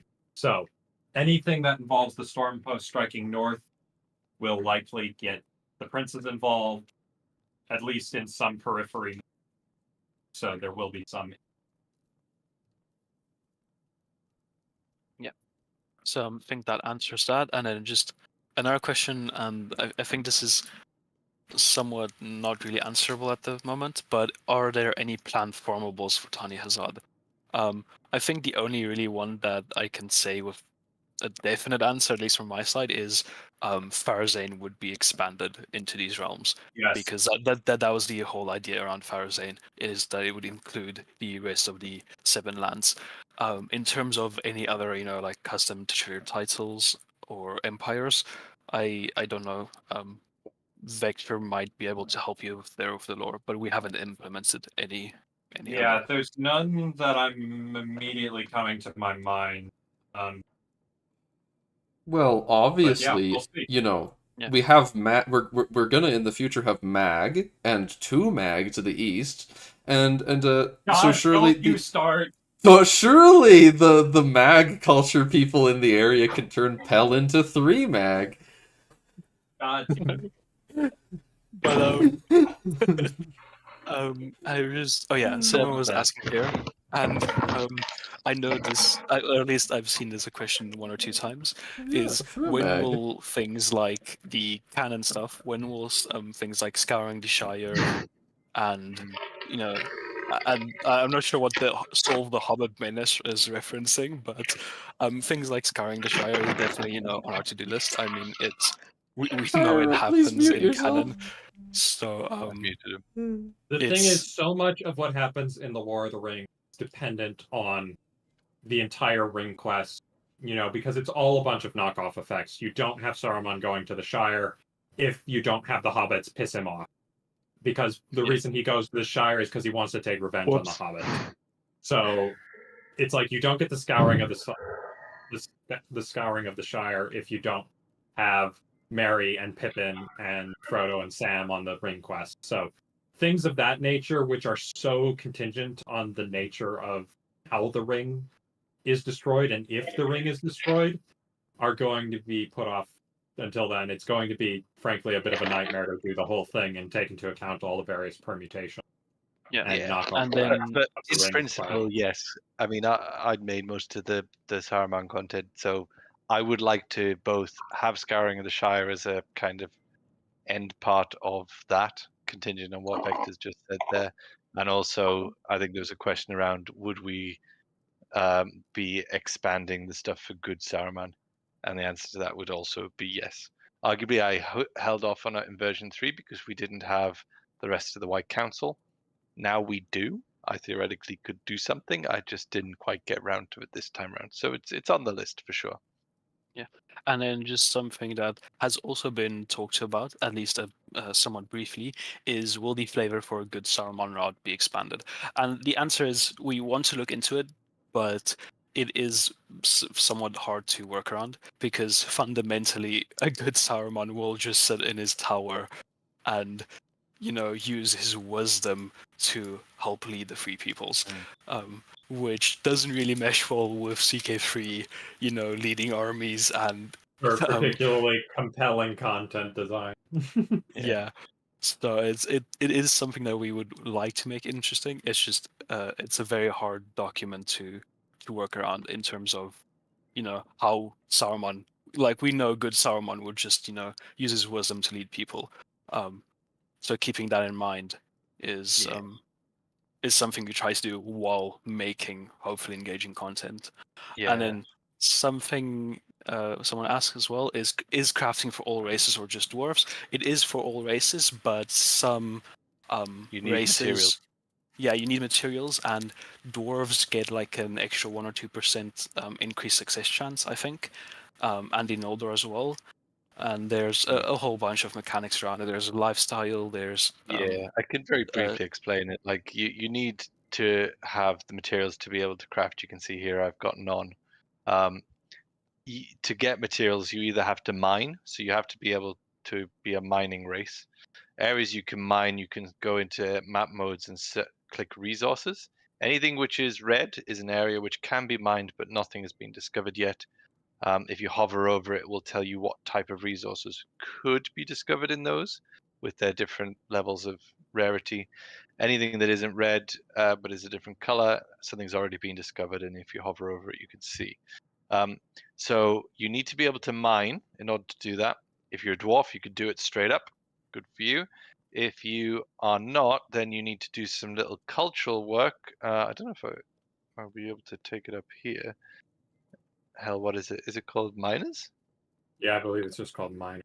Let me just show you it in a culture I know that you can't, that already has it, which is the Noldor miners. We so actually... that you could say it allows you to initiate a mining expedition activity, which is what you use to discover resources. We currently don't have any orcs that have the miners in tradition, but I mentioned it earlier that I'm keen to give the gobbo that is in Thani Hazard it as a bit of a make it slightly less difficult, because you can actually grab materials and forge stuff and make those mines. Yeah. And the last thing more unique. The last thing you can do if you don't want to go down the mining path, there is a crafting lifestyle set with 3 trees. The first part of Artificer, which is kind of focusing around crafting, is material knowledge. What that will do is it'll allow you to, it will unlock, ignore the pink text, that's just because I'm in debug mode. It will unlock an interaction, which allows you to interact with somebody who has access to a resource. So for example, here, if I had it, I could talk to this guy who he's in Diplo range and he's got access to diamonds, iron, and onyx. I could have an interaction with him and offer to buy some from him. And then if I do that, it becomes an item in my inventory, a resource in my inventory that I can then expend to use as a material in crafting. So by going down the crafting trees, you're able to get access to those, provided you've got people with access to those resources in the nearby area. And in general, this is kind of all about making you better at crafting artifacts and things like that. Enchanters all make you better at enchanting and applying modifiers to your artifacts, and excavators all around making you better at that mining activity. So they're all kind of linked together in that way. Yep. And then someone asked, okay, I can't find it now, but will any human mining cultures be planned? From what I know, not any in like Thani Hazard, but what I can think of is, and this is with talk that I've had like a year ago, so be aware of that. But human cultures around, I don't know the dwarven name, around Rurik. Oh yeah. Renamed. Don't you dead named Bizarrul Doom. You can't do that. Yeah, Bizarrul Doom. Okay, yeah. From what I know, it's the dwarves and the humans had a very Dale Erebor-esque relationship. Not to that level, but not all the time. But yeah, not all the time. Yeah. Talos, will AI try to buy material from you? No. So the way we went with this, and it was initially I proposed it, and I will be honest, it was 100% because I'm just lazy and I don't want to balance it. We just decided to disable the artifact crafting for AI. There is an actual gameplay reasons for it as well. It's simply because a lot of the first artifact you'll craft, as you learn the crafting mechanic, will be very crappy artifacts. It's stuff that you'll find on low-end adventure inspirations. So we decided to disable the crafting mechanic because otherwise it'll just lead to hundreds and hundreds of very crappy artifacts being on everyone, which bloats artifacts. It's very cool seeing green and blue artifacts everywhere. It's not so cool seeing your knight just for some reason having 8 swords all made out of copper, right? That you're starting to question your knight at that point. Like some sort of Skyrim characters trying to level up their blacksmithing skill. Exactly. 100 daggers. Yeah. Orion, I did see you ask this question earlier, I think, or someone asked it. There is absolutely no plan. Let me make this clear. There's no plan in giving the player the ability to forge a ring of power if they recolonize Austin Edel. That will never be achievable. That is submod territory. That is not main mod territory. Yeah, and luckily, okay, to be fair, it's outdated and will probably make your game crash. But there is a submod for it. So once I've updated it, which is somewhere between now and me passing my degree. I thought you could say passing away. Sometime between those two, I'll update the sub branch. Or if one of you guys want to take a look at it, be my guest. I'm not stringy on my code. Just add me if you want to update the submod and then re-upload it, or I can add you to the workshop thing. So if anyone wants to do that. But I think that is most of the questions. All right, I'm back from eating. How many Adonaic faiths are in the version that's on screen right now? Just one additional one, and they are not echoes of Ain either. Well, I mean, Vector and I are talking about we could give a elven influenced faith to the boys. What is it? Drell. Rush. These guys. The guys in Drell.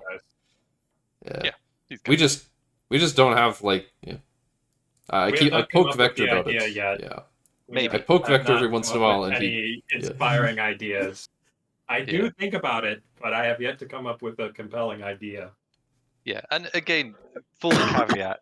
This is alpha territory. This is just our latest and greatest bleeding edge dev version. Alpha stuff is unfinished. Yeah, alpha. Alpha, beta. No, it's the beta. It's only the alpha version once it has the seed pirate people. Yeah. But yeah, this is literally stuff we're working on right now. So this will likely change by the time you see it.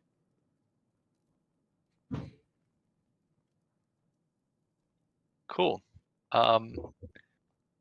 Just conscious that we've got some people who are Central European time, or who's probably going to be an hour ahead, so they're almost at 1 o'clock now.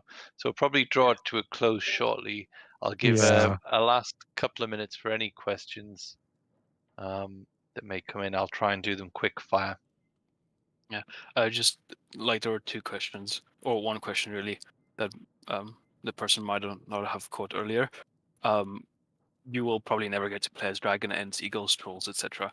The work to make them playable is insane, and there are so many different routes we can go already that expanding into races such as dragons and ents and eagles would basically require a rewrite of all the flavor events, all the possible activities, decisions, etc. It's just not worth it. Very welcome to try it on your own, but it is a very massive undertaking. Any unique coat of arms? A lot of these stuff people have already worked on. So things like a lot of these kingdoms. Cairo, you've done quite a few of them, haven't you? I can't claim credit for the kingdoms. That's most of those, other than Drell and Pell, were his work. Okay. But I did a lot of the duchy work down here. I believe we've got it so each duchy has its own coat of arms. Yeah. Which Yeah, do I like the most of the ones I've done? Bye. I've got to say, probably one of the ones, either the Kingdom of Pell or just the duchies in Pell. It was really interesting trying to get that sort of geometric shape I got going on there.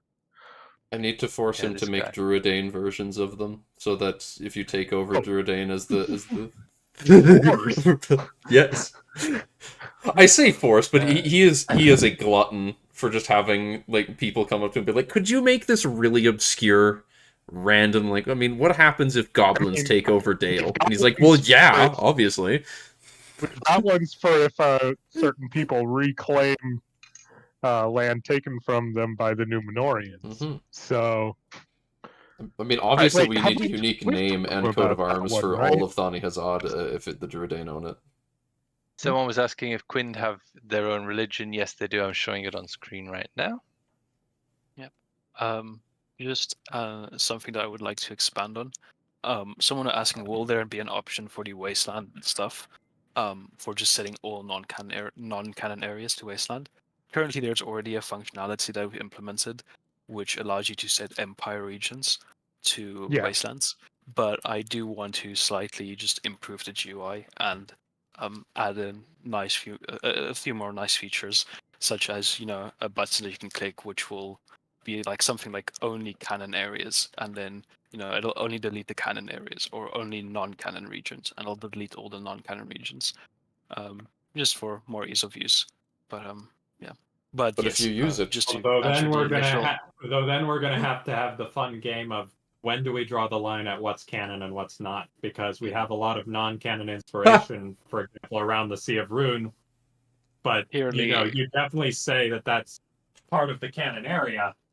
Is conned canon. Stuff like that. Is our interpretation of conned canon? When does Harad stop being canon? Yeah, only the Shire is canon. Everything outside of it was made up. Realms and Shire. It was a fairy tale. yeah, Realms and Shire. Yeah. Shroud or not canon, and Hammer. Wow, wow. Margaz is gonna, I don't know, he's gonna do something to you. Gonna die, I guess. Yeah, he's gonna die in your general direction. No, accomplishing nothing. No, he's cool and evil, and he dies. Wow. Yeah, but like, listen, he gets killed by Dane. He gets killed by Dane, but Dane also dies. So I say that they've killed each other. It's cool. It's cool. It's fine. You see, Dane tripped over the edge because dwarves don't believe in safety railing. I mean, you saw it in the movie. They didn't have fucking safety railings anywhere in that place. There is no dwarven OSHA. Exactly. You just, if you're drunk off fine dwarven mead one day, you can just go plummeting 50 to 100 feet straight down. The Holy Fëanorian Empire. Oh, come on now. Lord. But yeah, I think that's gonna be. I think like the event's gonna wrap up in a few minutes. So I need to plug though my title flavor. It's not what you expected. I need to plug my title flavorization because I will. Yeah. You need to know though. You didn't see that coming, but you needed to know because I made it so that all independent characters of Count tier, like any tier, it does not matter what tier, they can be Count, Duke, King, Empire. They will no, not Empire. Count, Duke, or King. All of them will all be called a prince of a principality. But if you look at their vassals, go to Gimmelthani. That one has vassals, I know. Yeah, they still have the normal Adonaic titles. It's magnificent, and everyone should praise me because I am fantastic. No, the elves do not need a large empire title, please, dear God. But, don't give me ideas. If you guys start talking about it, I will start seriously considering it. Stop! He's already an elf simp. We're trying to hold back the tide here on the dev team. Vector, we shake hands. We shake hands. Unite the elves' empire. Unite the dwarves' empire. Come on, come on. Endurance Folk is a fun game. But Joffrey wants an even bigger Yes. Uber-Dwarven empire. All dwarf. And Jamie and I were Oh, Jamie, can you actually check your DMs? Did this? It's something I was unsure about mentioning, and I'm still very 50-50. What would you even call a High King of all elves? God, what kind of title would that be? King. All King.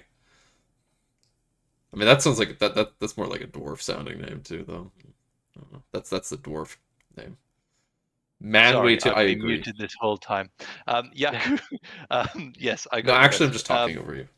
I think that you should do what you want. I mean, I will definitely be doing it, so there'd be no harm in doing it. We wouldn't be promising it, but it's really if you want to reveal it now or later, it's completely up to you. I kind of want to. It's so fucking cool. If you want to reveal it now, then I'll drop off stream and you can show at least your prototype. Wait, let me No. Let me just stop. Yeah, actually, can you just launch it? My PC's too slow. Like Launch you're it? gonna. Yeah. What, is it on its own branch? Yeah. So make me switch branches. Yeah. So you see, I've actually only waited until you, audience, the select few, have gathered here. I'm making this into a cult now. You say select few. There's still 32 people in there. What's your branch called? It's 33. Are you sure you've pushed it? I don't see it. It has been pushed. It's called custom underscore. Custom underscore. Oh, I see it. Yeah. Okay. I got it. Give me a second. Okay. Your game naturally crashed. My word. Well, don't say it until I've got it on screen. Has anyone found the secret yet? Stop asking! Shut up! Jamie, there's this thing called patience. I'm impatient. Oh yeah, one person has, but I asked him to not elaborate. But he's saying it's glorious, and I'm so happy. But you guys don't understand. It was me that did the coding, and then me like stabbing Vector with a pitchfork until he hit the localization. I did damn fine work, if I do say so myself. Yeah, Vector did. Whenever you guys discover this, it is amazing work. It genuinely sends like chills down my spine. Craftable Grand is already in the game. Yeah. That's been in there from V2. Yeah. Okay. See if anyone can spot what's new about this screen, because that's what. Wait, are you streaming? Oh, you are. I'm streaming. It's make. Oh yeah, it's like. It's pretty I'm subtle. so close to squealing like a 5-year-old. This is your goose pet pattern. You guys need to. You fools! Contain yourselves, you fools! Like once it's out, there'll be no going back. We need to draw it out. Yeah, just fucking end the stream now, please. No. It's no. This is Yaku's thing. If he wants to show it, he's allowed to show it. Fine. Oh, yes. That person has noticed it. It's hard. Oh, bottom left. We're getting there. Okay.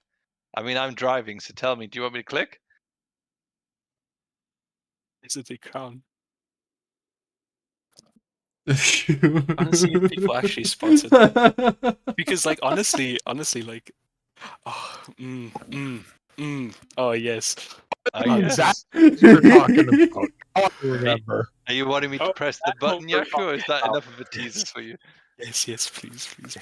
So, okay. I'm sorry, guys. I'm very nerdy about this, but So Princes of Darkness found a way through very cool jank and code stuff that I'm not gonna explain, but through very cool code, they've made it possible to make save compatible achievements. So if you get an achievement in one save game, and you decide, okay, I don't want to play as Haruzan and form the Harad Empire. I want to play as the Shire and conquer all of Arnor.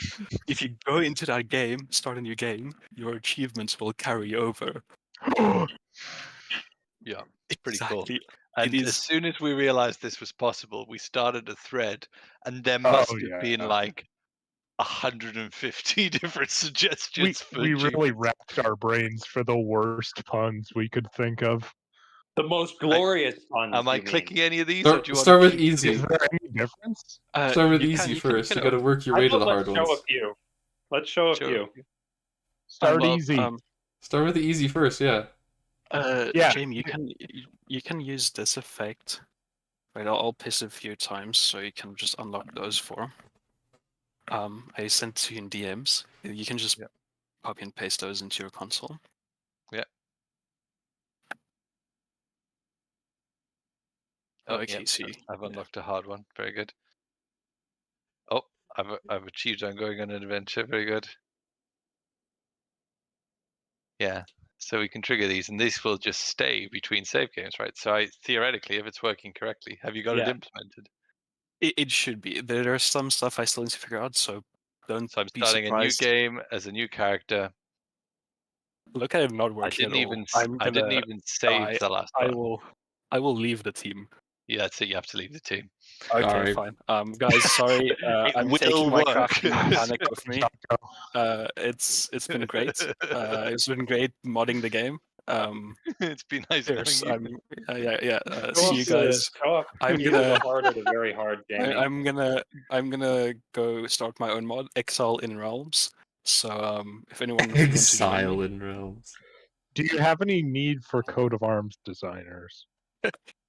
But okay, aside from this, clearly it was engineered by Jamie. It does work. I've tested it. It's my fault. I'll take the no, but it's like I said, it can be janky, so why are you looking at them out of order? Stuff that we need to sort out. What am I doing wrong?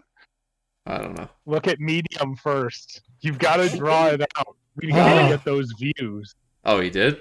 Oh. I've already done it. I'm going through it. These are just ideas as well. They might not be the ones that are making it to the final. But you know, you can see we've had some fun. I see some of you've already seen Rohan, more like Nohan. Please do know that 90% of these or of those type of names were contributed by Vector. If you want to blame someone, blame Vector. I take pride in quite proud of Haradway, though. Nothing to hide. I don't know if Bush, it might be you. Wait, let me. I think it was you. Wait. There was somebody who I saved because it was fantastic. It was Bellacar Enjoyer. But yeah, okay, he's not here. Sad. But some of these inspirations, there was like 3 or 4 months ago, there was the community member that talked about theoretical achievements, and we've taken some of those. I think we've pretty much taken them wholesale. They're all really good. Yeah. Anyway, so that's something fun to look forward to in the future. Yeah, hopefully. Hopefully. But also, do you recognize? Margos. It's working because. But also, Elder Base. Don't even get me started on that. But yeah, also obviously not all of those things will eventually be implemented, and also that's not the final list. I've only gone about like halfway through all the ideas that the fellow devs have put forward. So yeah, do realize those are not all the possible achievements, or possible achievements, I guess. Yeah, exactly. Great. Well, this is fun. Okay, this has been great. Yeah. I keep saying we're going to have a couple more questions, and then we we keep going. So please don't spam contribution. We've already had like I say 150 or so of our own. So yeah. We appreciate it. Wait until it's in, and then wait until Jocko gets it working. Yeah. Wait until it's actually working. Again, it's probably my fault. Just blame me. It's fine. Yeah, guys, blame Jamie. He has responsibility for his own fuck up. Yeah, it's me. I'll take it. I'll fall on my sword. That's it. We need a new lead dev. Yeah, I mean, what are team leads for if they aren't willing to take the brunt Yeah, of live by the my sword, die failure? by the sword. That's it. Yeah, Exactly. that's the problem of being the head. You have to take accountability for your team's failings. Yeah, it's yeah. alright. It's good. I'm just gonna start crashing the mod. Like, It's just like when I failed to put your terrain in the I was so video. sad. I failed you. It's fine. You to be fair, you've streamed me with the correct terrain textures, so I will. This is forgive you. true. They now have seen it. Those who matter have seen the good terrain. Those who watched this are real ones. Yes. Frabjous Calais. oh, more. There's so many things that I'm seeing in this chat that, for a very specific reason, Vector might know it, but just some of the stuff that people have mentioned. You guys don't know how close. Yeah. You don't know how close. You don't know. It's. I don't want to say more because I'll just ruin it. Yeah, no, just let Jocko, it go cook. to bed. The problem is, Yaku, is you want to be here, don't you? That's the problem. You want to. I know you just want to be here for that moment. I do. It would. It's gonna be so fucking cool. Think of it this way: you will get to see all the reactions condensed when you wake up. Are we sure that it hasn't already been discussed in discussion, and we're just in our own little? I haven't seen it be discussed. I haven't seen it be discussed yet. No, I know Check one of the the people media. I know one of the people in here has discovered Alarian, but I've asked him to kindly not say anything, and he's dropped hints that he has actually found it. So Alarian, sorry. No.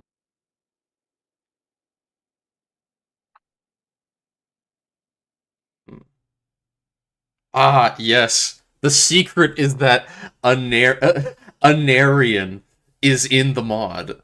Anarian from Warhammer. Yes. Is the new Yeah, claimant guys. to Gondor. Guys, And actually, Astarian. yeah. That's the secret. We're actually migrating to Warhammer. It's out. Yeah. Warhammer. Jamie didn't want to announce it, but we're completely abandoning the Lord of the Rings project. Clearly not enough interest. All this dwarf work was just, precursor work for Chaos Dwarves. Yeah, exactly. We need massive gunpowder, cannons, flinging demons. Is there not a Warhammer mod? I'm surprised. There was one in the works, but it's still in development. They are working on it. It's just yeah. I've made them some faith coat of arms or faith icons. I've done a couple coat of arms for them. Yeah. Cool. Okay, but yeah, I'm gonna follow one member's what's it called? Recommendation and go to bed. It is 1 o'clock in the morning, and I have about 30 minutes of sleep in me from yesterday. So yeah. Just when Dark becomes a speaker, he's around among the living just at the very end. We have a habit of doing that, don't we, Dark? Because it's usually me who leaves whenever you arrive. I just got off work in these Eastern Hemisphere people. That's it. That's what time zones do to you. What time zones do grind to donate to these charities and buy Paradox DLC. Yeah, it's a cool donation, man. Warhammer books. Don't forget the Warhammer books. So many things. Oh yeah, check out the rest of the days of ModCon too. See if you can find any more coat of arms. I'm not biased. I guess just to throw it out there, that's probably the end of our Q&A, at least the formal one. We'll probably hang around here until I go to bed, but and we'll happily answer questions. But we're probably done showing the stuff. Go hanging around see it on your own now. Now you're just like an audience of what our normal kind of chat would be this time in the evening when I'm just about to go to bed. Truly, the best coat of arms. Hosted? There's a guy. There's Are a they guy in on my Jockey's server who's trying to grab people. Yeah. Oh, that's cool. He's trying to steal people. Who you all gonna play as? Obviously, Bilbo Baggins. Nobody, because I have things to do. No, you don't. Fuck you. I'm things. Oh, no, you're not. I am. You are not things. You wish you could be. Yeah, Nitro. Nitro. The best. The best coat of arms. Edgy boyfriend Sauron needs. Jesus Christ. The best coat of arms. No one's. Yeah, I don't know how much we've talked about it, but yeah, my favorite. Some of my favorite dynamic coat of arms for sure that you've made so far, Cairo, are the Arnorian ones, the three kingdoms in Arnor and Arnor itself. I'm gonna say, I do kind.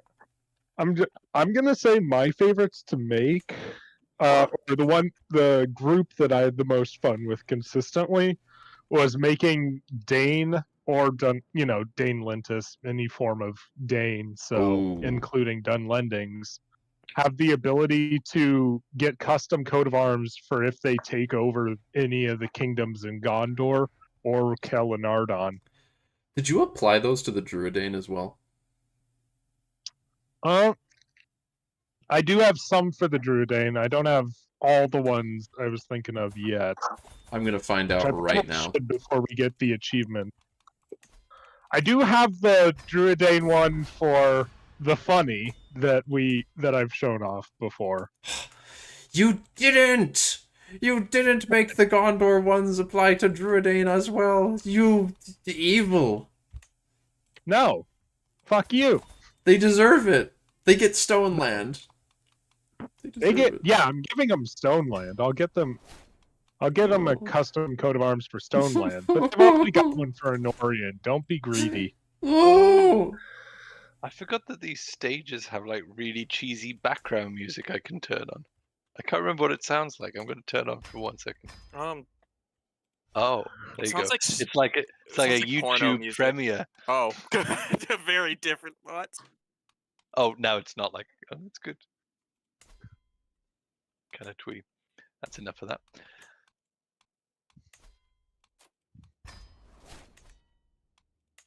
Dendrophilia. You made one for Ithilien as well. I forgot. I need to post an image of these for people. I don't know if it's worth me opening up a new stream to show it, but so it might as well. Yaku, just for the record, Yaku did not go straight to sleep. He instead went to check why his achievement thing didn't work, and he knows why. He knows why it didn't work. It's because I didn't have one of my options set correctly. He never goes to sleep when he says he will. Are you silly? You're such a silly. Newsflash: it does work. It works perfectly. It was genuinely just me being an idiot, as everybody could have guessed. Oh wait, hang on. If the beta's open, does that mean my ones for the Tejin got in? Shit, I forgot that those weren't in version 3. Yeah, new coat of arms for every kingdom that the Tejin get. For either of their paths. Nice. Should take a look at that. I haven't seen those yet, but I really like your also because the Ithilien one's related to big Donan content. Actually, this isn't the correct Donan. This is the right Donan. Hey, Justin, do have custom. Good Bush is trying to get you to play in an MP. Who? What? Goat wants me to play. I don't have time for that. I got work later. And I got food soon. Oh no, everyone wants Joffrey, but he's in short supply. Imagine having to make money. Would not be me. Yeah, it's crazy. It's a crazy concept. We got so many coat of arms that Cairo made just for the Dane cultures, because you got you got the name too now. I didn't know we had a name for Horondor for the Dane. And then yoink. Let's yoink some of these coat of arms. Do we have one for a red tier too? I don't think so. Oh, we do. Of course we do. God, I played with that one too. So many. They're all so good. Give me more. I need more. I love them. Let's see. Where was the one? Oh my god! You want to see the one that was one of the most pain in the ass to make? Yes, please. You made so many of these. What the hell, man? What? No, I made one for each kingdom, each duchy they have in de jure Belladolath. All of them, yeah. What the heck? This one was a pain in the ass specifically because I had to go between like 50 different sources trying to figure out how Tolwang's spelling works. Because I wanted to write the name of the duchy, Alsarius, around it. Oh my god. Which wait, is that a kingdom? Alsarius. The duchy one. Oh yeah. Yeah, the one where Jocko recommended that I put fucking letters in those spaces. And then they were like... You are crazy, man. Oh my god. Why would you do this to yourself? Oh, it was great. Oh my god. I had to look between like 3 separate sources because they were like, oh, cool. I'll just Google Tengwar alphabet. Fuck. And it was like, fuck you. They have no letter for A. Here's the witch doctor for those who didn't see her. Because well, I mean, for those who didn't, no one's seen her. She's supposed to be landed here. Probably Hazard will be added later. We're working on that right now. Yeah. DSS. What a crazy... Ugh. Such annoying person. There is a letter for... there is a letter for A, but it was hard to figure out how to conjugate the words properly. Back to Swamp. Where... No. Swamp Lady. Going back. There's Swamp Lady. Fishy Awan. Return to Swamp. What was that? House motto? And then the witch doctor. And then the witch doctor summons too. Brilliant. Love it. She's the witch doctor. Yeah. There was a wise and powerful shaman. The witch doctor lurks within the very depths of the swamp. She's gonna be the best, the most bestest and most based of all people to play. She's probably gonna get killed in every game with people around her. No, she's fantastic. No, she will never surrender. The power of Ro will be with her. The westernmost Foreshell tribe. Which one's the westernmost? Would that be the people who still having a whale of a time? You mean? Honestly, it doesn't compare to the Susie. I think we should. Is the best. I want to give some of these people the whale. Is the whale called someone we're gonna stick up north? Is that the idea? I don't remember what we were gonna do with the whale faith. Fuck. I find it hard to get excited about the Foreshell guys. You should. Wait, this is so based, Jamie. The only thing. The only thing is exciting as Finland and vanilla. That's up there, just like that. We get Secret Sweden. We get Snow Elf, and Secret Stiffbeard, and orcs. Perhaps. Oh my god! Isn't that crazy? And lots of empty land too. Isn't that cool? Peak fiction. Oh god. Anyway. I'm glad to hear that you're liking the lock. Yeah, the lock is the epic rap battles of history was my favorite part of that storyline. What? No, we don't talk about that storyline. I know. Alright. But what was I gonna say? Oh, there's also a unique coat of arms for Foreshell. Wait, no, not Foreshell. We're not going up there. Foreshell takes it over. All the people repeating snow elves. We're not going up here for a long time. Unless we get a cool snow texture. That's I refuse to map the snow with the snow texture I've got right now. Vanilla snow texture is shite. In other news relating to things when we expand the map, Snowvari. Yeah, Snowvari. We're gonna have such exhilarating things as the Eastern Iron Hills, where we will move the Stiffbeards. They will be picked up and moved. This is what I am waiting for. The Sniffbeards. Yes, the divergent culture of Stiffbeards. The Sniffbeard, they're up there. Yeah, trust. You ever get to the point where you can't remember which coat of arms you worked on? Oh no. Oh no. Oh wait, that reminds me. I did some for the Stormhost and that stuff too. It probably won't be in the open beta since this is related to the Thani Azad stuff. Such But land. for 3 or 4 years, you forget everything you've done. It all blends into one. Such land for Angie tribals and pirates. Oh my god. Here's one for the capital duchy of Anbalcomagan. Because Beak Tower. Oh, that's right. Tower. That's in here, yeah. Yep. Palm trees. Oh, that's pretty yummy. Palm trees. Yeah. Just chilling. I remember I was sitting with you because you often Kyra was so cool. You guys should join the team. You should all learn to code so you can join the team and be blessed with Cairo's coat of arms sessions, because you will just be hanging out and then he'll join the voice chat and then just without saying a word he'll just start streaming. He'll share his screen and he's just making coat of arms. And you'll be blessed like me. And it is true. I'll just be sitting there talking with Dark about random shit and then he'll pop in and just be like, "Oh, I'm now making a coat of arms. What are you doing?" He's like, "Oh, I'm just replacing this old one. We didn't have one for this. The tower." Yeah. Yeah. A lot of my when I've got some free time and I'm in the mood, I just go around looking for a coat of arms I can justify getting rid of. Because there's a couple. I need to just take everything that Dane has as Goblin. What are all the ones that you did? Are you talking about the ones? There's Goblin ones for.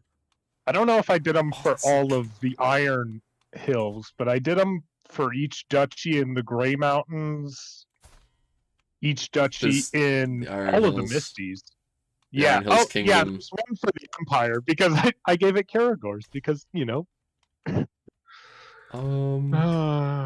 So yeah, there's because you got the Kingdom of the Grey Mountains, just the Empire. And what's the Empire one again? My favorite one. The big boy. He's called. The Great Goblin getting changed to Biggest Boss didn't get in time. Such a shame. So sad. Gotta hate when my brother comes to talk and delay me. Oh my god, what an annoying guy. Don't you just hate spending time with family? Ugh, so annoying. But yeah. Eventually we'll have you will get to see your biggest boss instead of just this pathetic great goblin. Big boy. We need someone. People need to play as this man. Yarnag, the Storm Eater, and he must be. Who got fucking hit by lightning? Yeah, he's the best goblin. He's the best. He's just hanging out by here with no one else resist putting him in the trailer.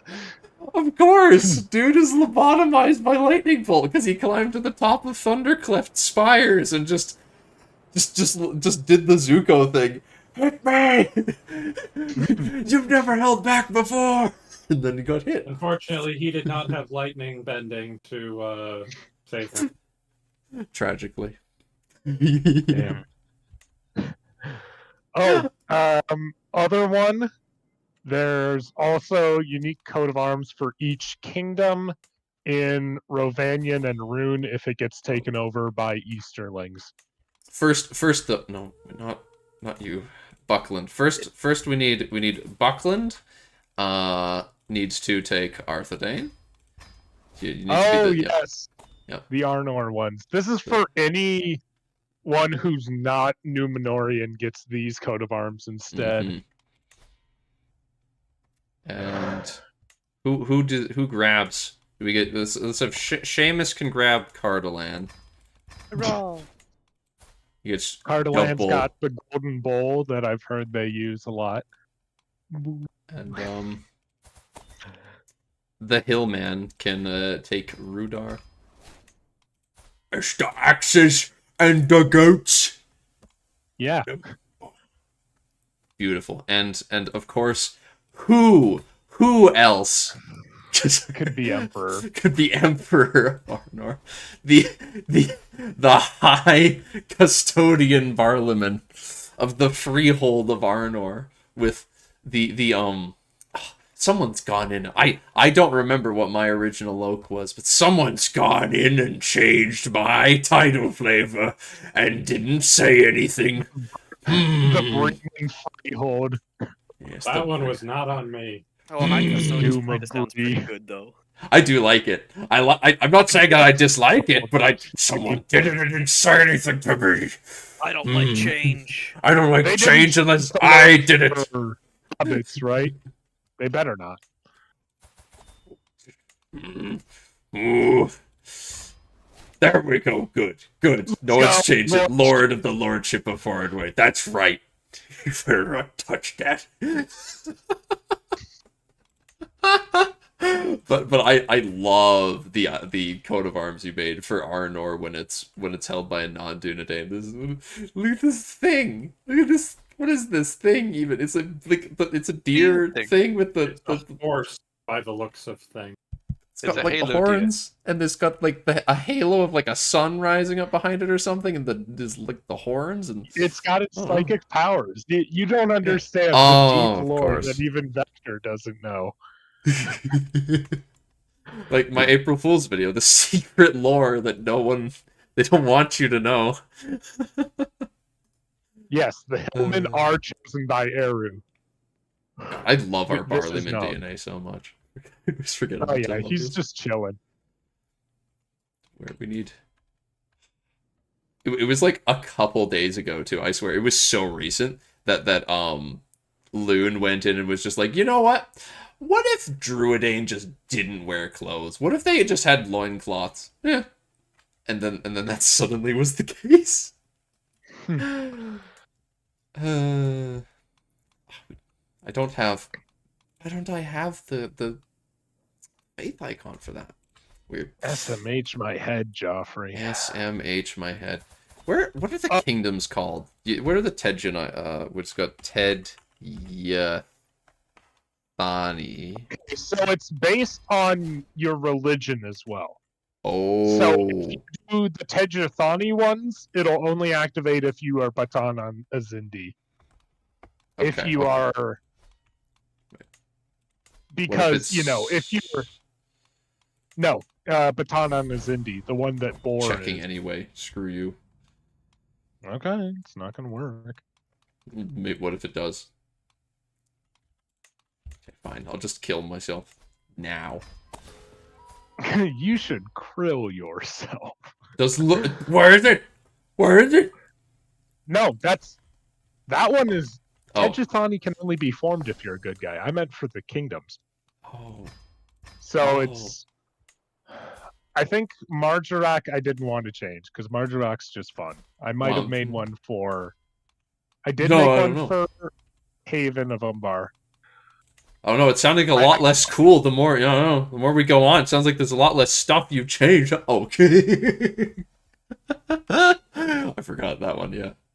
Yeah, that one I'm proud of the color scheme on that one. It goes kind of hard. It does. It's the orange and the red and all this just the goodies. There's the expand the lands of the faithful ones, which are pretty much the same, just I got rid of the Sauron eyes. Snack. So that's Harzan, Narak, and Pezarsan. Oh. Don't stay losing. No. Oh no, the eye is gonna go away. Look, you guys can lose with me. I'll hot join later. Oh. Tedjathani looking fresh. Isn't this the most fantastic? Oh, I love... One of the things, the way that Tedjathani destroys the landscape is fantastic, by the way. The end borders of Tedjathani, you've got past requirements on, right? Yeah. Oh, that's true. Do the de jure borders for it. You've got Tejuthani. Now expand the lands of the faithful. Yeah. It looks like the tank from fuck, what's it called? From Star Wars, from the droid side. You know the droid tanks that they had in episode 1? Oh yeah, I can see it. You got the fat. Oh, it does. Oh, it does. Oh, I see it too now. Yeah. Yeah, I that's saw the that gun. I first formed it. It's great. Oh, that's great.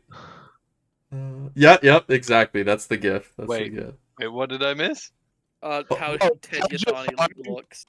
It Tejuthani Star Wars looks tank. tanks from Star Wars Episode 1. Yeah, it's what the it Separatists does. have. Yeah, you're right. It really does. It's even the right color. What were those? That's right. The because Kalanarthan, I really like. Let's go. Just take the whole thing.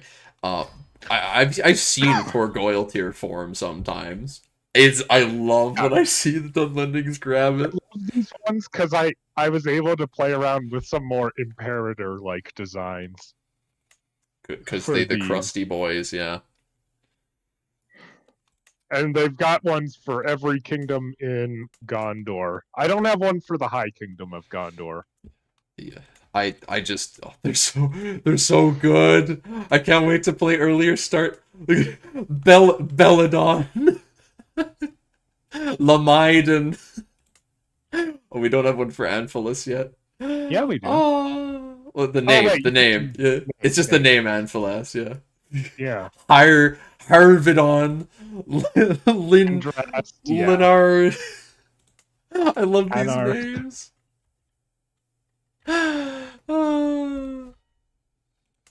It's great. Do we got an Andras name? No, we don't. But we got a coat of arms for it. Yep. I just love. Actually did.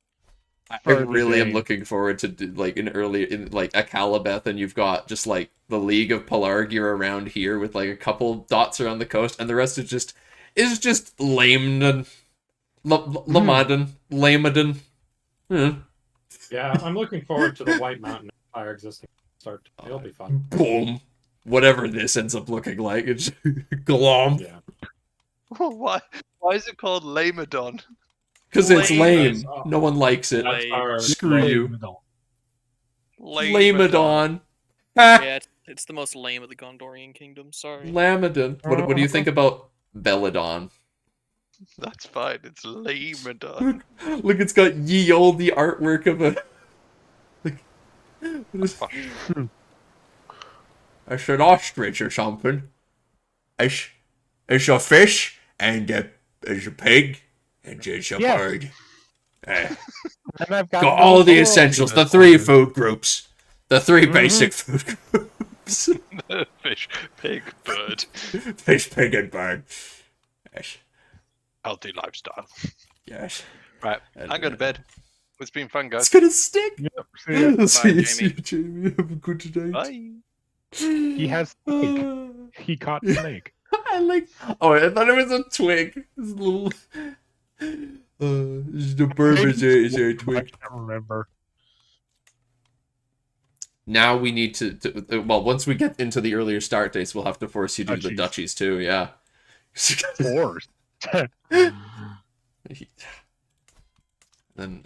But yeah, it's gonna be wonderful. Oh, did you show him? Oh, I forgot it converts the culture. Yep. Attention. Oh, I did the Empire of the Jaloots as well, and the Easterling stuff. You just like have Narak to see it or something. Unite the Jaloots. Yes. Narakawan is your circles. Yes, and it's circle, and then you've got sun in the middle. It's the circle of life. Here comes the sun. Do do do do. Aresis. Aresis. One of these days, Vector, I'm gonna convince you. You're gonna let me stick a dwarf in here somewhere. I'm gonna have an Iron Fist in here. It's gonna happen. Just you wait. They're gonna be digging up the hills of Moragos. He can't even hold all these counties. Come on, man. You know. Let's see. Abracon, I've got some for the other kingdoms in that is your empire. I don't have one for Abracon yet. I probably should make. Oh no, they. Snack.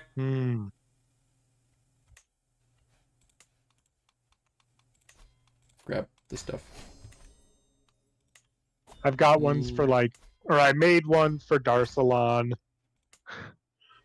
Darsalan does not deserve it. They do not Darsalan deserves the world. It does not deserve good things. No, trust. Okay, Darsalan, it deserves good things in earlier start dates when we get rid of the Golden King. When he's not around, then Darsalan deserves good things. Because it won't have Khandra, it won't have the Cult of Ziggur. They can just be cool trade people. And we don't need to remember the Golden King ever existed. Abracadabra. Why are they still called kings? Oh, that's a good point. Why is he called the king when he's got the empire? Did we not do Middle Apizaics? Because I gave... Yeah, the Middle and North Apizaics share one, though they didn't for a while. Alright. Well, let's yoink. We're doing some fun testing real quick. What? Where's that? Yeah, grab Baresis. Now he's a Taskarol. What the heck is up with... Is it... Maybe the Empire title hasn't been localized. Is it the fact that he's an emperor? Yeah, what if he's like in charge of the Don't See? No? What the hell? What's going on? Why is he a king? Oh, hey, Max. Be a king if you wanna. We're just showing off Realms in Exile coat of arms.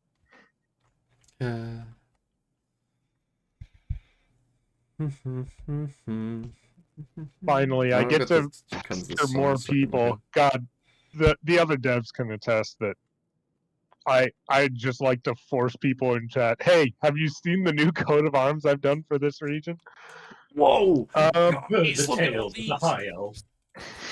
Barazimabul, but does it have one yet? You did! Hang on. Yeah. There's ones for that. I'm not sure if I've made one for Narcy yet. You made one for the freaking above ground duchy. Why? Because I originally made the above ground. That was one of my first coat of arms that actually got into the mod. You made it like an eclipse thing. It's so cool. But they didn't. They don't even have one for their starting duchy.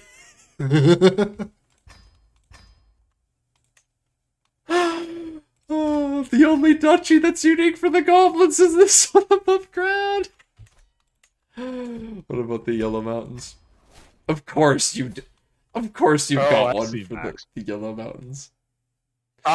Everything in the latest patch, yeah, it should be everything except for the ones in Tolwang and Anbol Kamagan, because those ones I put on the Thani Azad branch. This is the Thani Hazard one. Yeah. I'm saying someone in chat was asking if these are in the latest patch on Steam. All of the ones outside of Anbala Kumagan and Tolwang, I believe I put on the master branch, so you should be able to have the ones for, I believe each kingdom but Underground has both a Dwarven and a Goblin coat of arms. And, well, except for High Pass, because I couldn't really think of a good one for High Pass. Hendrix, I will give the Arizori unique title flavor if you keep this up. I will do it. That means a lot from the person I lost a contest to originally. Which one of you made Nurin Kijdin? Because we've got two different versions of Nurin Kijdin, because we got the duchies and the kingdom, and then there's the goblin versions of each. I can't remember. I know he made one, and then I modeled either he made the duchy or he made the kingdom, And then I modeled after the other. Why is it so cool? Oh yeah, that one, the one where I was trying to make the bottomless maw. Oh, because they scared of the spooker things. The spooker things down. Oh my god! Why is this so cool? One that I'm irrationally proud about are the ones for Foundations of Stone. I do need to show that. I am really happy with how the oh my the Kingdom tier one turned out. I am really happy that I came up with that one. You got the umbral floodways where you creep past the hall roamers into the umbral floodways. It's a bloody great. It's a great. You're creeping around in all the, like flooded tunnels and such. And then past the darkest grotto, you can sneak into the abyssal sea. I must confess, I actually just called it the Sunless Sea, but they said that was too on the nose. Oh, I love it so much. I love it so much. Yeah, but no, Sunless Sea, that's the inspiration, the video game. And then of course, the Foundations of Stone is the overboss.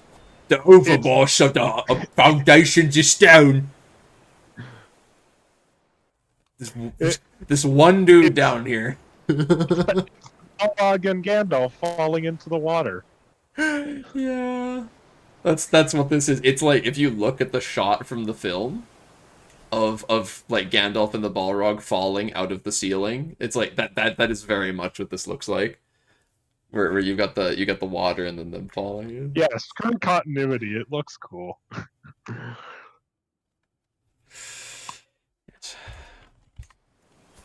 I've been very tempted. It hasn't happened yet, so it's not in the public version right now, but I've been very tempted to make a special building to stick in the Ebon Gorge just to make this duchy even worse. Just to like dump a bit of exposition about how awful it is and how lots of the place it's just water, and you've got like islands in the water, but it's just horrible. Because this place is flooded tunnels and such, and then this is it's just awful.